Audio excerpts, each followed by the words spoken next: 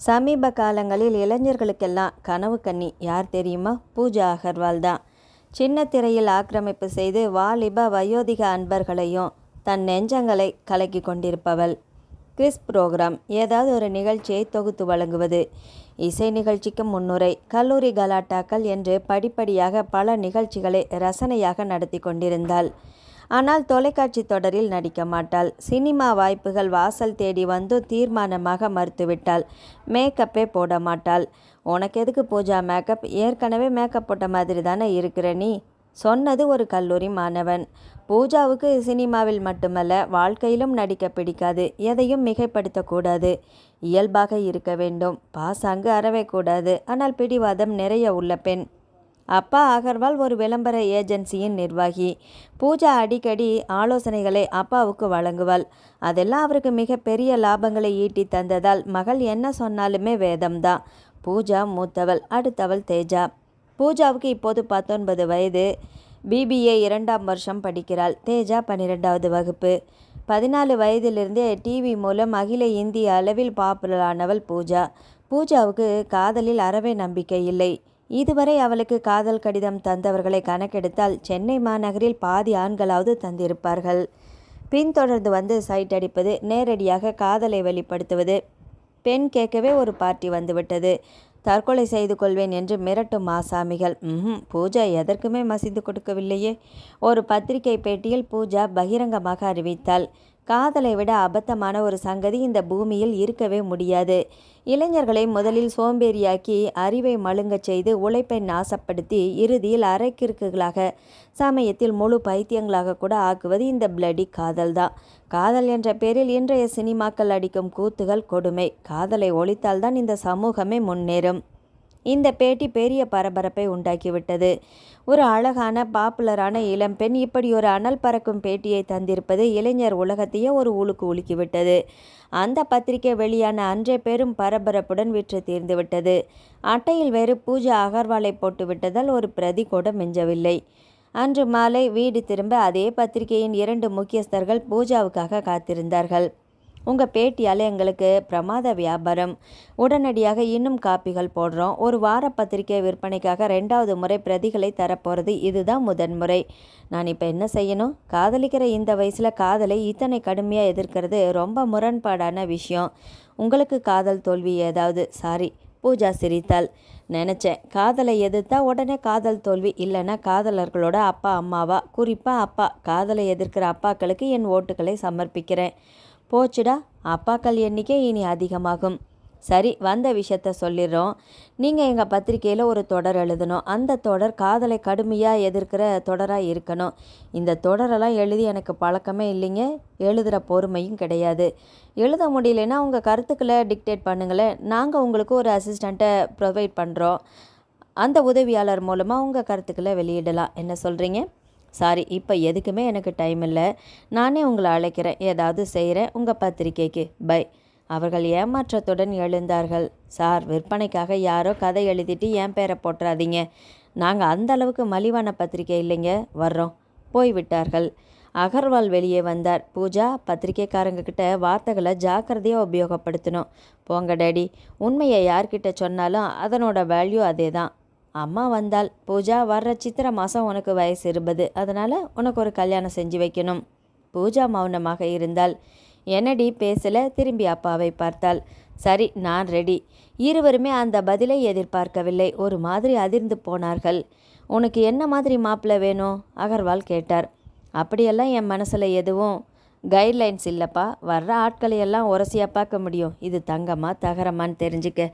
அப்படி இல்லைம்மா, இது வாழ்க்கை, தாம்பத்தியம். நீ சந்தோஷமாக இருக்கணும் இல்லையா? டேடி, சந்தோஷத்தை நான் வெளியில் தேட வேண்டாம். அது என் மனசில் நிறையவே இருக்குது. நீ சுதந்திரமாக இருக்க முடியுமான்னு தெரியல. எதில்? உன் மனப்போக்கு, செயல்கள் எல்லாத்துலேயுமே தான். அப்பா புருஷன் கூட வாழ்ந்த அனுபவம் இல்லைன்னாலும் எங்கள் அம்மா எல்லாம் வாழ்கிறத பார்க்குறேன் இல்லையா? எதுக்கு விட்டு தரணுமோ அதை அதுக்கு தருவேன். இழுத்து பிடிக்க வேண்டியதை பிடிப்பேன். நீங்கள் கவலையே படாதீங்க. நீங்கள் ஏற்பாடுகளை செஞ்சுக்கலாம். அவள் போய்விட்டாள் உள்ளே. என்னடி இது, பொறுப்பை நம்ம தலையில் ஏற்றிட்டா? இது மாதிரி பொண்ணு கிடைக்க கொடுத்து வைக்கணுமே. நம்ம விருப்பத்துக்கு நல்ல மாப்பிள்ளையாக பார்க்கலாம் இல்லையா? ரிஸ்க் இருக்குடி. சொன்ன இடத்துல கழுத்தை நீட்ட மாட்டா நம்ம பொண்ணு. அவள் மனசுக்கும் அந்த நேரத்தில் பிடிக்கணும். என்ன செய்ய போகிறோம்? 4-5 பசங்களை செலக்ட் பண்ணி ஒரு இன்டர்வியூ போல் நடத்தி அதில் ஒருத்தனை தேர்ந்தெடுக்கலாம். அந்த அவன் ஏறத்தாழ பூஜாவோட மனநிலையில் பிரதிபலிக்கணும். கிடைக்குமா? ஈஸியான்னு சொல்ல முடியாது. டைம் எடுத்து பொருத்தமான அழகான தகுதியுள்ள பையனைத்தான் பிடிக்கணும். நீ கவலையே படாத. அன்று முதல் அகர்வாலும் அவரது திருமதியும் மாப்பிள்ளை வேட்டையாடத் தொடங்கிவிட்டார்கள். அவசரமாக, அதே சமயம் நல்லபடியாக அமைய வேண்டுமே என்று கவலையுடன் அவர்கள் செயல்பட்டு கொண்டிருக்க, பூஜா அதை பற்றி எந்த கவலையும் படாமல் தன் பணியில் சுறுசுறுப்பாக ஈடுபட்டிருந்தாள்.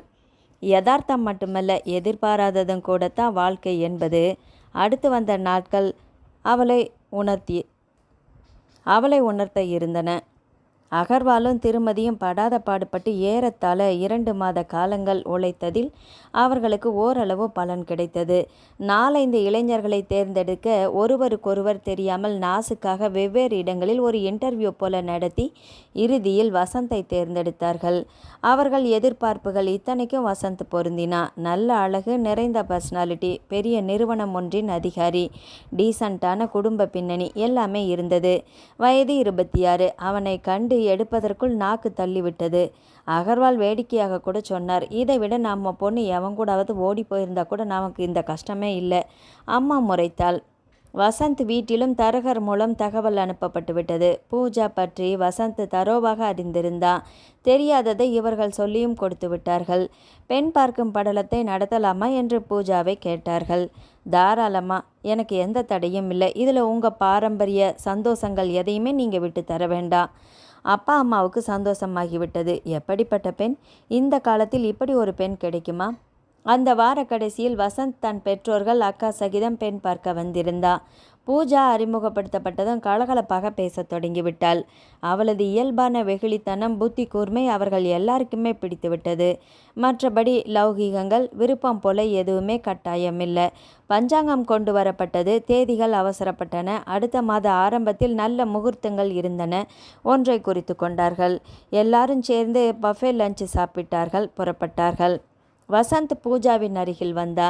நீ விரும்பினா நாளைக்கு டிரைவின்ல மீட் பண்ணலாம். Oh yes. At what time? Evening 5. Sure. அவன் புறப்பட்டு போய்விட்டான். உள்ளே வந்தார்கள். பூஜா, உன் எதிர்பார்ப்புகள் அத்தனைக்குமே இந்த வசந்த் பொருத்தமாக இருப்பான். அதெல்லாம் இப்போ சொல்ல முடியாதுமா, போக போக தெரியும். நான் கவலைப்படலை. வாழ்க்கையே சேலஞ்சு தானே, வாழ்ந்து பார்க்கறது. மறுநாள் டிவி நிகழ்ச்சி இருந்தது. அதை முடிப்பதற்குள் 4:45. 5 மணிக்கு வருவதாக சொல்லியிருந்ததால் புறப்பட்டு விட்டாள் பூஜா. ஜெமினி வரைக்கும் நானும் வர்றேன், ட்ராப் பண்ணடி. சரளா கூடவே சேர்ந்து கொண்டாள். டேட் ஃபிக்ஸ் பண்ணியாச்சா? ஆச்சு. அரேஞ்ச் மேரேஜ் இல்லையா? ஆமாம். பூஜா, வாழ்க்கையில் ஒரு நல்ல சந்தர்ப்பத்தை நீ இழந்துட்ட. என்ன சொல்கிற? காதலிக்கிற வாய்ப்பை இந்த வயசில் தான் அது கிடைக்கும். பேத்தல்னு நீ சொல்லுவ, ஆனால் அது சுக அனுபவம். ஒவ்வொரு மனுஷனும் தன் வாழ்நாளில் காதலிக்காமல் மட்டும் இருக்க முடியாது, இருக்கவும் கூடாது. நான் இருக்கேனே, நீ பைத்தியக்காரி. ஜெமினி வந்தாச்சு, இறங்கி நடைய கட்டு. அவளை இறக்கிவிட்ட பின் லெஃப்டில் திரும்பி வேகம் பிடித்தாள். டிரைவினுக்குள் அவள் நுழைய வசந்த் காரின் மேல் சாய்ந்தபடி காத்திருந்தா. சிரித்தபடி அவனை நெருங்கினாள். உள்ளே போகலாமா? அவள் தலையாட்ட இருவரும் உள்ளே போனார்கள். தனியிடம் பிடித்து அமர பேரர் வந்தா. ஐஸ்கிரீம் ஆர்டர் கொடுத்துவிட்டு இருவரும் ஒருவரை ஒருவர் பார்த்தார்கள். காதலிக்காத குறை மனசில் வேண்டாம். இந்த 1 மாதத்தில் ஆசை தீர லவ் பண்ணிடலாம். இல்லை வசந்த், எனக்கு அதில் நம்பிக்கை இல்லை. நல்ல நண்பர்களாக இருப்போம். அப்புறம் புருஷன் மனைவி ஆனாலும் அந்த நட்பு தொடர்ந்தா ஆரோக்கியம். அப்பவும் காதல் இல்லையா? வசந்த் சிரித்தான். காதல் வந்துட்டா கம்பீரம் தொலைஞ்சு ஒரு மாதிரி அசட்டுத்தனம் வந்துடும். அதுவும் கல்யாணம் ஆயிட்டா ரொம்பவே வந்துடும். வசந்த் உறக்க சிரித்தான். லுக் வசந்த், இந்த தாம்பத்திய வாழ்க்கையில் 2 பேரும் சுதந்திரமாக இருப்போம். யாரும் யாரையும் கட்டுப்படுத்த வேண்டாம். என்ன சொல்கிறீங்க? ஷூரா, அதில் தடையே இல்லை. எனக்குன்னு சில பலவீனங்கள் இருக்குது, உங்களுக்கும் இருக்கும். அசந்தர்ப்பமான ஏதாவது ஒரு தருணத்தில் அது வெளிப்படலாம். அந்த மாதிரி சூழ்நிலையில் நமக்குள்ளே மனஸ்தாபம் வரக்கூடாது. வந்தாலும் பேக்கப் பண்ணிட்டு போயிடணும். நிச்சயமா. அப்புறம் தாம்பத்திய உறவு 2 பேருமே இஷ்டப்படும் போது தான்.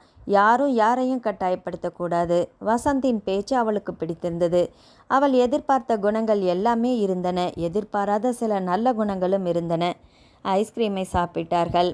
இருவரும் அவரவர் காருக்குள் நுழைந்து இக்னிஷனை உசுப்ப வண்டி வேகம் பிடித்தது. கார் நினைத்த திசையில் ஓடியது. ஆனால் வாழ்க்கை அப்படி ஓடாது என்பது அப்போது தெரியவில்லை. அகர்வாலும் திருமதியும் பரபரப்பாக இருந்தார்கள். நாட்கள் வேகமாக ஓடின. எல்லா ஏற்பாடுகளையும் செய்து விட்டார்கள். பர்ச்சேஸ் முடிந்துவிட்டது. அவர்கள் வேண்டாமென்றாலும் அகர்வால் சகலத்தையும் பிரம்மாண்டமாகவே செய்துவிட்டார். அழைப்பிதழ் அச்சாகி விநியோகிக்கும் பணி கூட முடிந்துவிட்டது. கல்யாணத்துக்கு 4-5 நாட்களே இருந்தன. நகரில் பெரிய பிரம்மாண்ட மண்டபமாக எடுத்திருந்தார். உறவுக்காரர்கள் கூட ஓரளவு வந்துவிட்டார்கள். அன்றைக்கு தொலைக்காட்சி நிகழ்ச்சி ஒன்றை முடித்துக்கொண்டு பூஜா வர இரவு 10:30 அப்பா அம்மா கவலையுடன் காத்திருந்தார்கள்.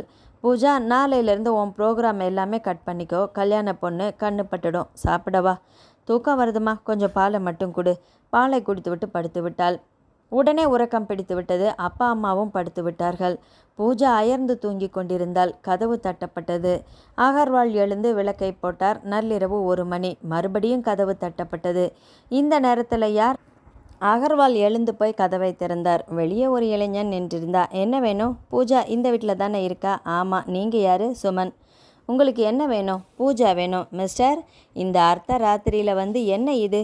என்ன காரணமாக வந்தீங்க? சப்தம் கேட்டு பூஜா எழுந்து வந்து விட்டாள். கதவை நெருங்கினாள். பூஜா, என்ன தெரியலையா உனக்கு? சுமன். சுமன் இல்லையா? ஆமாம் பூஜா, உன் சுமன் தான். உள்ளே வாங்க சுமன். பூஜா, யாருமா இது இந்த அர்த்தராத்திரியில்? அப்பா, இவர் என் புருஷன். சொல்லேன் பூஜா. என்னை உயிருக்குயிராக காதலிச்சு மானசீகமாக கல்யாணம் செஞ்சுக்கிட்டவர்னு சொல்லு. உனக்கு 4 நாளில் ஊரறிய கல்யாணமா பூஜா? உன்னை கட்டிக்கிட்ட புருஷன் நான் இருக்கும்போது உனக்கு ஊரறிய இன்னொரு கல்யாணமா? என்னை ஏமாத்திரியா பூஜா? நான் விட மாட்டேன். நியாயம் கேட்கத்தான் இந்த வீட்டுப்படியே ஏறி வந்தேன். என்னம்மா பூஜா இதெல்லாம்? அவளால் பேச முடியவில்லை. அப்பா வந்து அந்த சுமன் நெருங்கினா. வா பூஜா, நாம் போகலாம். உன்னை கூட்டிகிட்டு போகத்தான் வந்தேன். காதலை அவமதிக்காத பூஜா, வா. அவள் கைகளை பிடித்து விட்டான். விட்ரா அவளை. மிஸ்டர் அகர்வால், இதில் நீங்கள் தலையிடாதீங்க.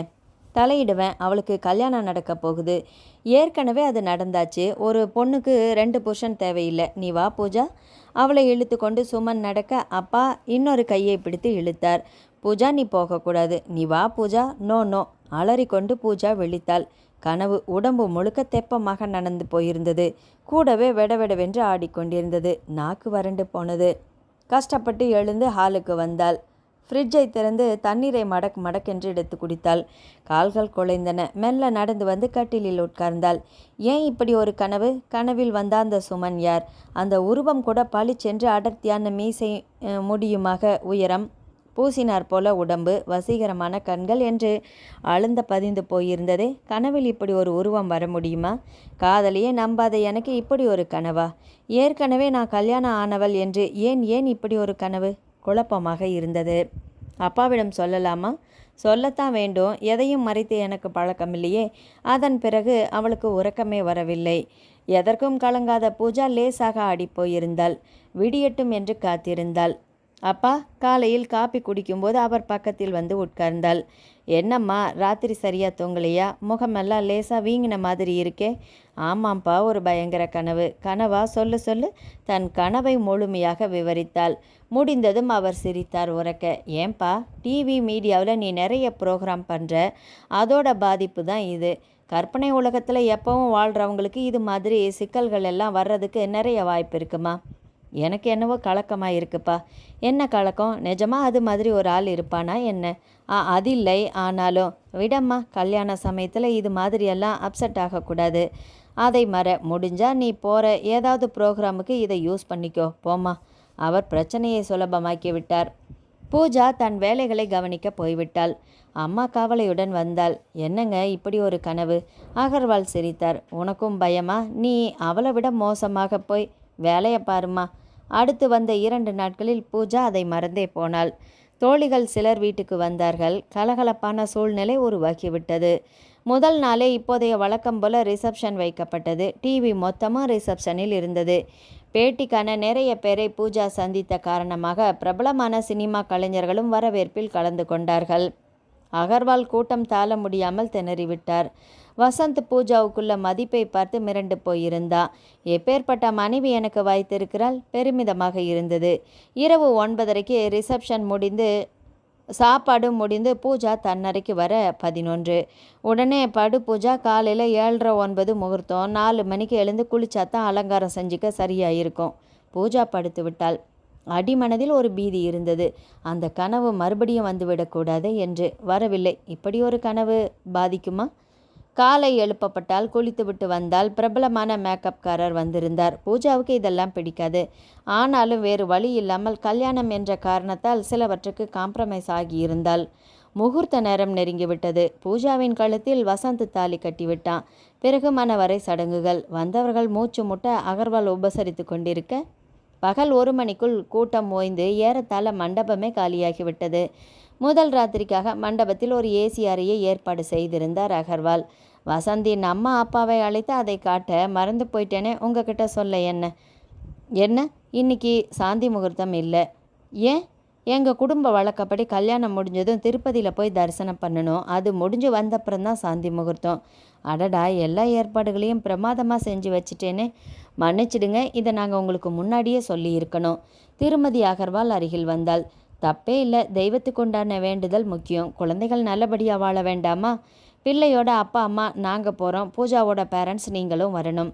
அகர்வால் குறுக்கிட்டார். இல்லைம்மா, போட்டது போட்டபடி கிடக்கு, எங்களால் வர முடியாது. நீங்கள் நல்லபடியாக போய் தரிசனம் பண்ணிட்டு வாங்க. அன்று இரவே காரில் திருப்பதிக்கு போவது என்று ஏற்பாடாகிவிட்டது. பூஜா திருப்பதிக்கே போனதில்லை, என்ஜாய் பண்ணுவா. அகர்வால் குதூகலமாக சொன்னார். வசந்த் வீட்டுக்கும் அகர்வால் வீட்டுக்கும் ஒரு முறை போய் ஆரத்தி எடுத்து பால் பழம் சாப்பிட்டார்கள். சத்திரத்திலிருந்தே திருப்பதிக்கு புறப்பட்டு விட்டார்கள். உறவுக்காரர்கள் சிலரும் வருவதாக இருந்ததால் 3 கார்கள் ஏற்பாடு செய்யப்பட்டிருந்தன. ஒன்றில் வசந்த், பூஜா மட்டும், மற்ற 2இல் மற்றவர்கள். டிரைவர் இருந்ததால் அவ்வளவாக பேச முடியவில்லை. பின் சீட்டில் இருந்தார்கள். வசந்த் அவள் கைகளை பிடித்திருந்தா. அவளது நெருக்கம் வசந்தை என்னவெல்லாமோ செய்து கொண்டிருந்தது. இன்னும் ஒரு நாள் பொறுத்திருக்க வேண்டும். இந்த அம்மாவை என்ன செய்தா தேவலாம்? தவிப்பாக இருந்தது. கொஞ்சம் அத்துமீற பார்த்தான். பிரார்த்தனை, பெரியவங்க ஏதாவது ஏற்பாடு செஞ்சால் அதில் நியாயம் இருக்கும், அர்த்தமும் இருக்கும். தள்ளி உட்காருங்க. அடிக்குரலில் பூஜா அதட்டினாள்.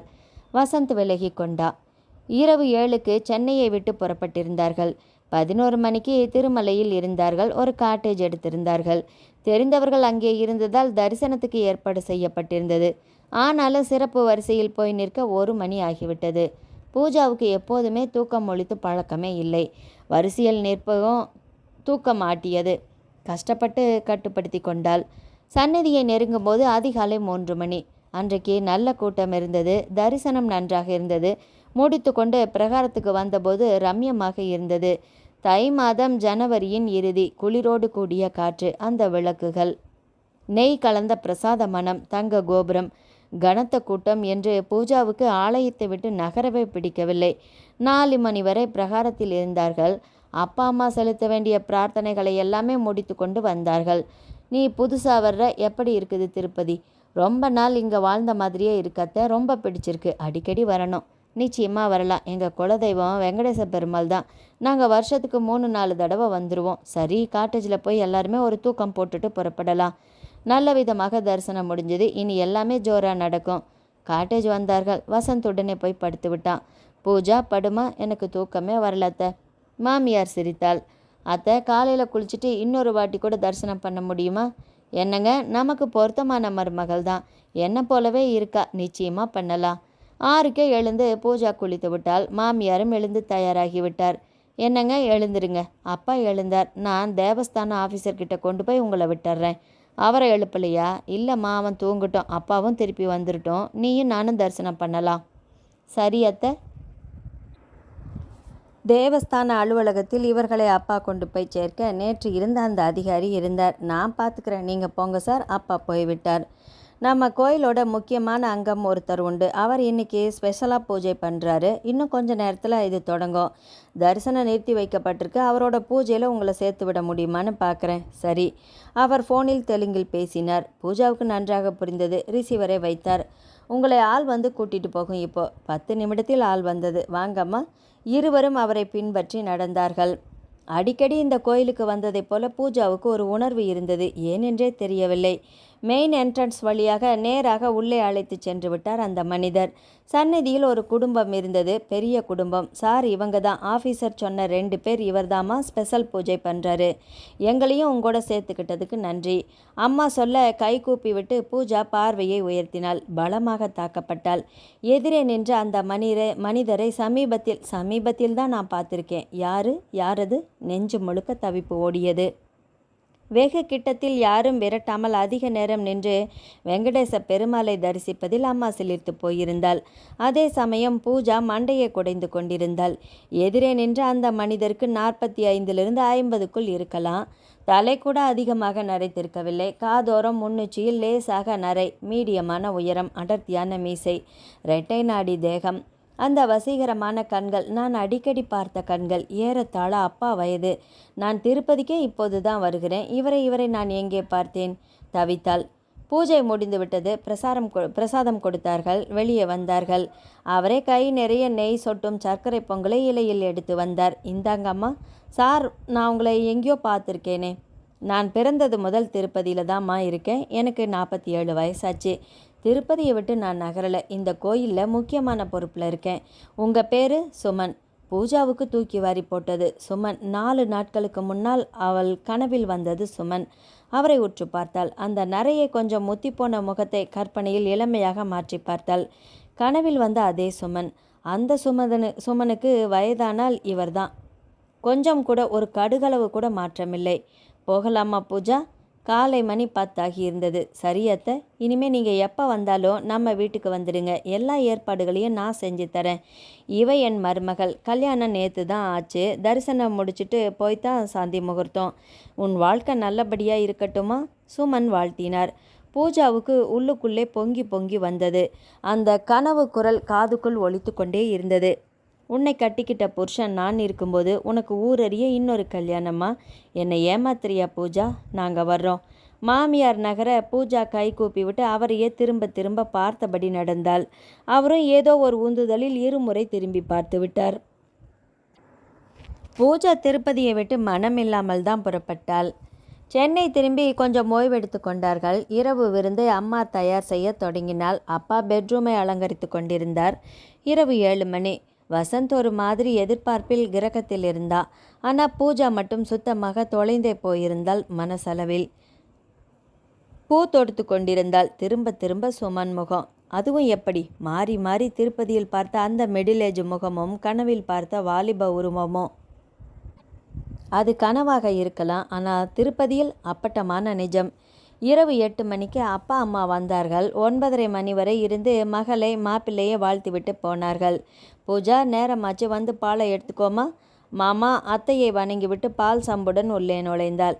கதவை சாத்தினா வசந்த். அதை அவனிடம் தந்து நமஸ்கரித்தாள். எனக்கு பொறுமை இல்லை, பால் அப்புறமா குடிச்சிப்பேன், நீ வா இப்படி. அவளை வேகமாக இழுத்து தன்மேல் போட்டுக்கொண்டா வசந்த். என்னை ஏமாத்திரியா பூஜா? காதுக்குள் சுமனின் குரல். சடார் என்று வசந்தை விலக்கிவிட்டு எழுந்தாள். என்னாச்சு? இது தாம்பத்தியம். நான் உங்களுக்கு சொந்தம். என்ன அவசரம்? ஏன் இந்த பதட்டம்? என்ன பூஜா நீ? இதை பாருங்க, நான் உங்கள் மனைவி. நமக்குள்ளே முன்ன பின்ன அறிமுகமாகலை. ஒருத்தர் புரிஞ்சிக்க பார்க்கணும். அதுக்கு என்ன செய்யணும்? வசந்தின் குரல் இறங்கி போயிருந்தது. பதட்டப்படக்கூடாது, வந்து உக்காருங்க. போ பூஜா, பாடம் நடத்த இதுவா நேரம்? அவஸ்தை புரிய மாட்டேங்குதே உனக்கு? அவள் சிரித்தாள். இப்போ எதுவும் வேண்டாம், பேசணும். வேண்டாம், எனக்கு பேச பிடிக்கல. கைகளை பிடித்தான். சரி, உங்கள் இஷ்டம். ஆனால் ஒன்று, விருப்பம் இல்லாமல் மனைவியை தொட்டால் அது தாம்பத்திய உறவு இல்லை, கற்பழிப்பு. வசந்த் முகம் சுத்தமாக விழுந்து விட்டது. குட் நைட் எரிச்சலுடன் சொல்லிவிட்டு போய் படுத்து கொண்டா. பூஜா எழுந்து வந்து தண்ணீரை குடித்தாள். முதல் நாளே அவரை ஏமாற்றி விட்டேன். இது நியாயமா? கட்டிய கணவனை முதல் இரவில் ஏமாற்றியதுக்கு ஒரு மனைவி ஏமாற்றத்துக்கு ஆளாக்கலாமா? இது தாம்பத்தியத்தில் விரிசலுக்கு விதை போடுமா? என்னை மட்டும் ஏமாத்தலாமா? கட்டிக்கிட்ட புருஷன் நான் இருக்க உனக்கு ஊரறிய இன்னொரு கல்யாணமா? திரும்ப திரும்ப சுமன். தலை சுழன்றது பூஜாவுக்கு. காலை தலைக்கு குளித்துவிட்டு பூஜா ஈரட்டவளுடன் வெளியே வந்தாள். கேசட்டில் சுப்ரபாதம் ஒலித்து கொண்டிருந்தது. மாமியார் வந்தால் சந்தோஷமா இருந்தியாம்மா? மாமியாரிடம் போய் இதையெல்லாம் விலக்கி கொண்டிருக்க முடியுமா? சிரித்தாள் பதிலுக்கு. 10ஆம் மாதம் பெற்று கொடுத்துடு. திருப்பதியில் போய் துலாபாரம், மொட்டை, பேர் சூட்டல்னு எல்லாமே வச்சுக்கிறதா வேண்டிகிட்ருக்கிறேன். பூஜை எதுவுமே பேசலை. அத்தை, நீங்கள் கஷ்டப்பட வேண்டாம். வீட்டு பழக்கத்தை சொல்லுங்கள், நான் செஞ்சு வைக்கிறேன். மாமியாரின் உத்தரவின் பேரில் மலமளவென்று வேலைகளை செய்ய தொடங்கினாள். வசந்த் தாமதமாகத்தான் எழுந்து வந்தான். அவன் வந்துட்டான். அவனை கவனி பூஜா. பூஜா வந்தா. பேஸ்ட்டு, டவலு, சோப் என்று சகலமும் கொண்டு வந்தால். பாத்ரூமுக்குள் வசந்த். இங்கே வா. எதுக்கு? தனியாக பாத்ரூமில் இருக்கோம். புதுசாக கல்யாணமான புருஷன் எங்கே இடம் கிடைச்சாலும் குறும்பு பண்ணுவான். எனக்கு கொடுத்து வைக்கலையே. அவையாரை கட்டிக்கிட்டு அவஸ்தைப்படுறேனே. அவள் குபீர் என்று சிரித்து விட்டாள். டேப்பில் ஞானப்பழத்தை பிழிந்து கொண்டிருந்தார் கேபி சுந்தராம்பாள். நீயும் அந்த அம்மாவுக்கு உதவியாக போய் ஞானப்பழத்தை பிழி. ஏன் தலையெழுத்து? முதுகு தேய்ச்சி விடுறியா? நம்ம வீட்டு சுவர் எதுக்கு இருக்கான்? அவன் அடிக்க கை ஓங்க பூஜா ஓடினாள். காலை உணவு முடிந்தது. வசந்த், உங்கள் அக்கா வீட்டில் இன்றைக்கி சாயங்காலம் உனக்கு டின்னர். சரிம்மா. அம்மாவுக்கு பெருமை பிடிபடலை. அற்புதமான மருமகள் அமைந்து விட்டதில் அப்படி ஒரு மகிழ்ச்சி. பிற்பகல் 4 மணிக்கு அந்த தனியார் தொலைக்காட்சியிலிருந்து ஃபோன் வந்தது. பூஜா இருக்காங்களா? பூஜா வந்து மாமனாரிடம் ரிசீவரை வாங்கி கொண்டாள். பேசுகிறேன். ஒரு முக்கியமான இன்டர்வியூ நாளைக்கு பண்ண முடியுமா உங்களால்? ஒரு நிமிஷம் லைனில் இருங்க. மாமனாரிடம் விவரத்தை சொன்னாள். செய்மா, உன் தொழில் அது. தாராளமாக போ. தேங்க்யூ மாமா. ஃபோனில் நான் வரேன் சார். யாரை இன்டர்வியூ எடுக்கணும்? திருப்பதி கோயிலோட முக்கியமான நிர்வாகிகளில் ஒருத்தர். பேரு சுமன். பூஜாவுக்கு தலை சொல்லுன்றது. முதல் நாள் நாத்தனார் வீட்டுக்கு விருந்துக்கு போனது, திரும்பி வந்தது. ராத்திரி தலைவலி என்று சொல்லி வசந்தை தவிர்த்தது என்று எந்திர கதியில் இருந்தாள் பூஜா. நாத்தனாரிடம் கலகலப்பாக இருந்ததன் மூலம் அவளுக்கு எதுவுமே புரியவில்லை. தலைவலி என்று வசந்தை இயல்பாக தவிர்த்தாலுமே 2வது நாளும் அவள் தாம்பத்திய உறவை தவிர்த்தது அவனை லேசாக உறுத்தியது. ஏன்? பூஜாவுக்கு என்ன பிடிக்கலையா?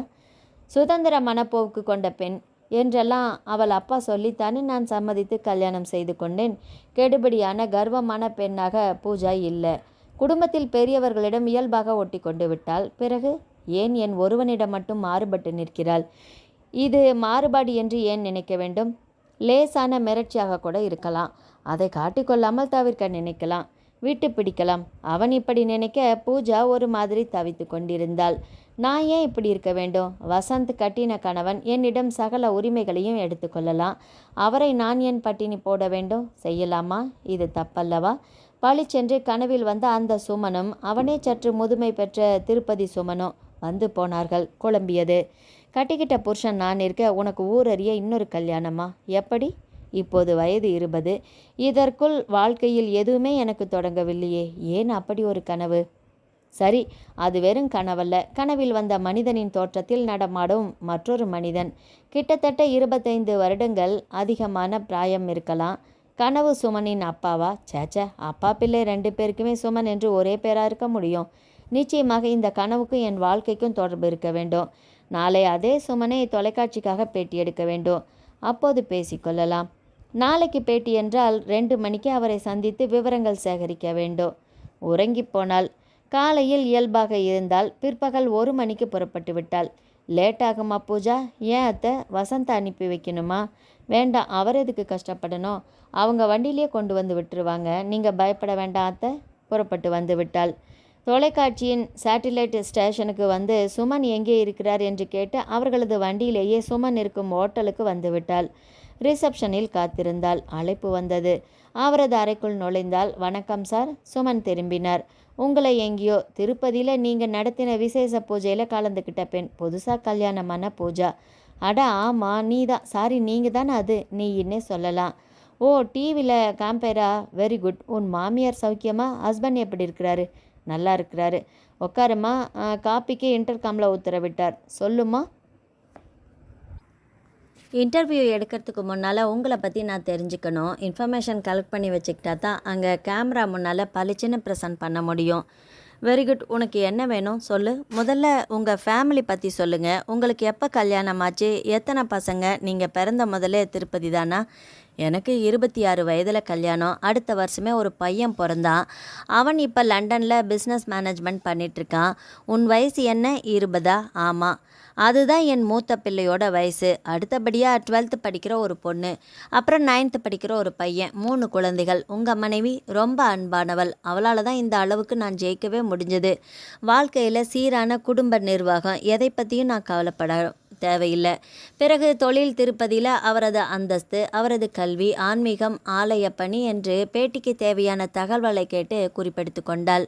பேட்டிக்கு தேவையான கேள்விகள் அவ்வளோதானா சார்? நிறைய கேட்குறியே, இன்ஃபர்மேட்டிவ் நிறைய இருக்குது. Very good sir. இப்போ பர்சனலாக ஒரு கேள்வி கேட்கலாமா? இதை ப்ரோக்ராமில் கேட்க மாட்டேன், என் க்யூரியாசிட்டி அவ்வளோதான்.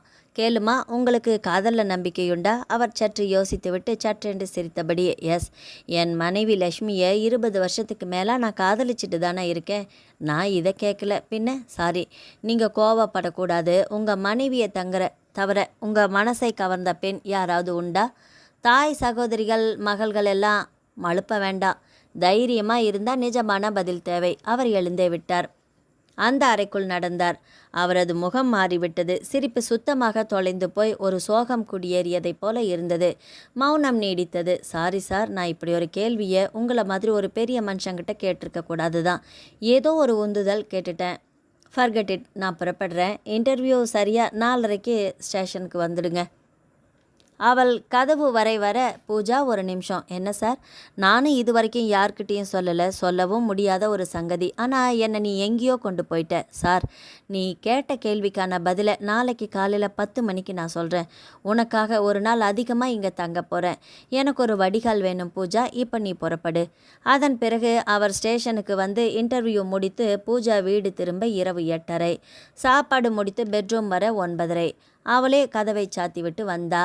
மகாராணி, இன்னைக்காவது உன்னை சாரிப்பா, இன்னைக்கு அஷ்டமி. அறிவிருக்கா உனக்கு? பெரியவங்க நாள் பார்த்து வைக்கும்போது அதை பயன்படுத்திக்கணும். கோட்டை விட்டுட்டு அஷ்டமி நவமின்னா எப்படி? கூச்சலிட்டான். பூஜா மௌனமாக இருந்தாள். சாரி பூஜா, நான் கொஞ்சம் நாகரிகமே இல்லாமல் கத்திட்டேன். தப்பில்லை.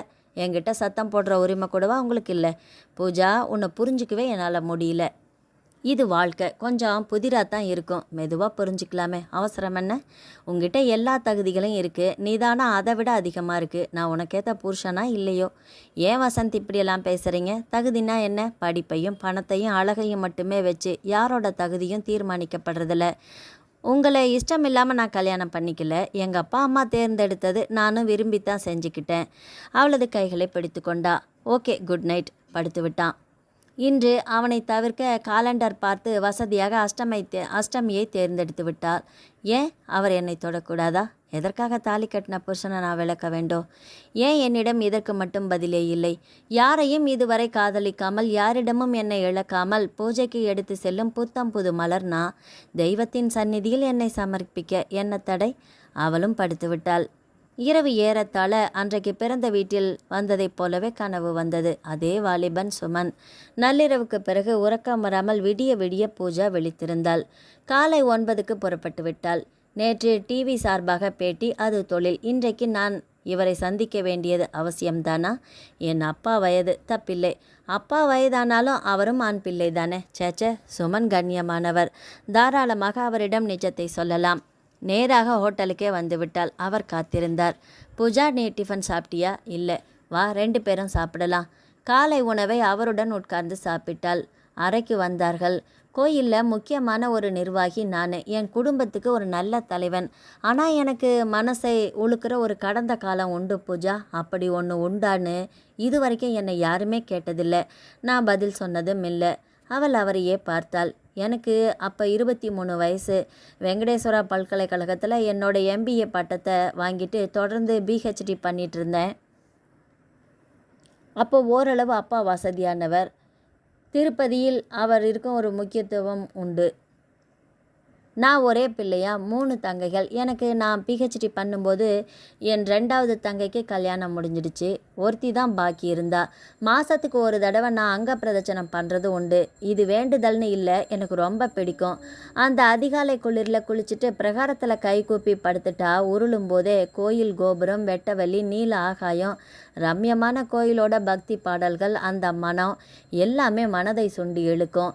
அப்படி ஒரு நாள் அங்க பிரதட்சணம் பண்ணிட்டு நான் எழுந்தப்போ என்னோட அங்க பிரதட்சணம் பண்ணின ஒருத்தர் தரிசனத்துக்கு வர்றதுக்குள்ளே மயக்கம் போட்டுட்டாரு.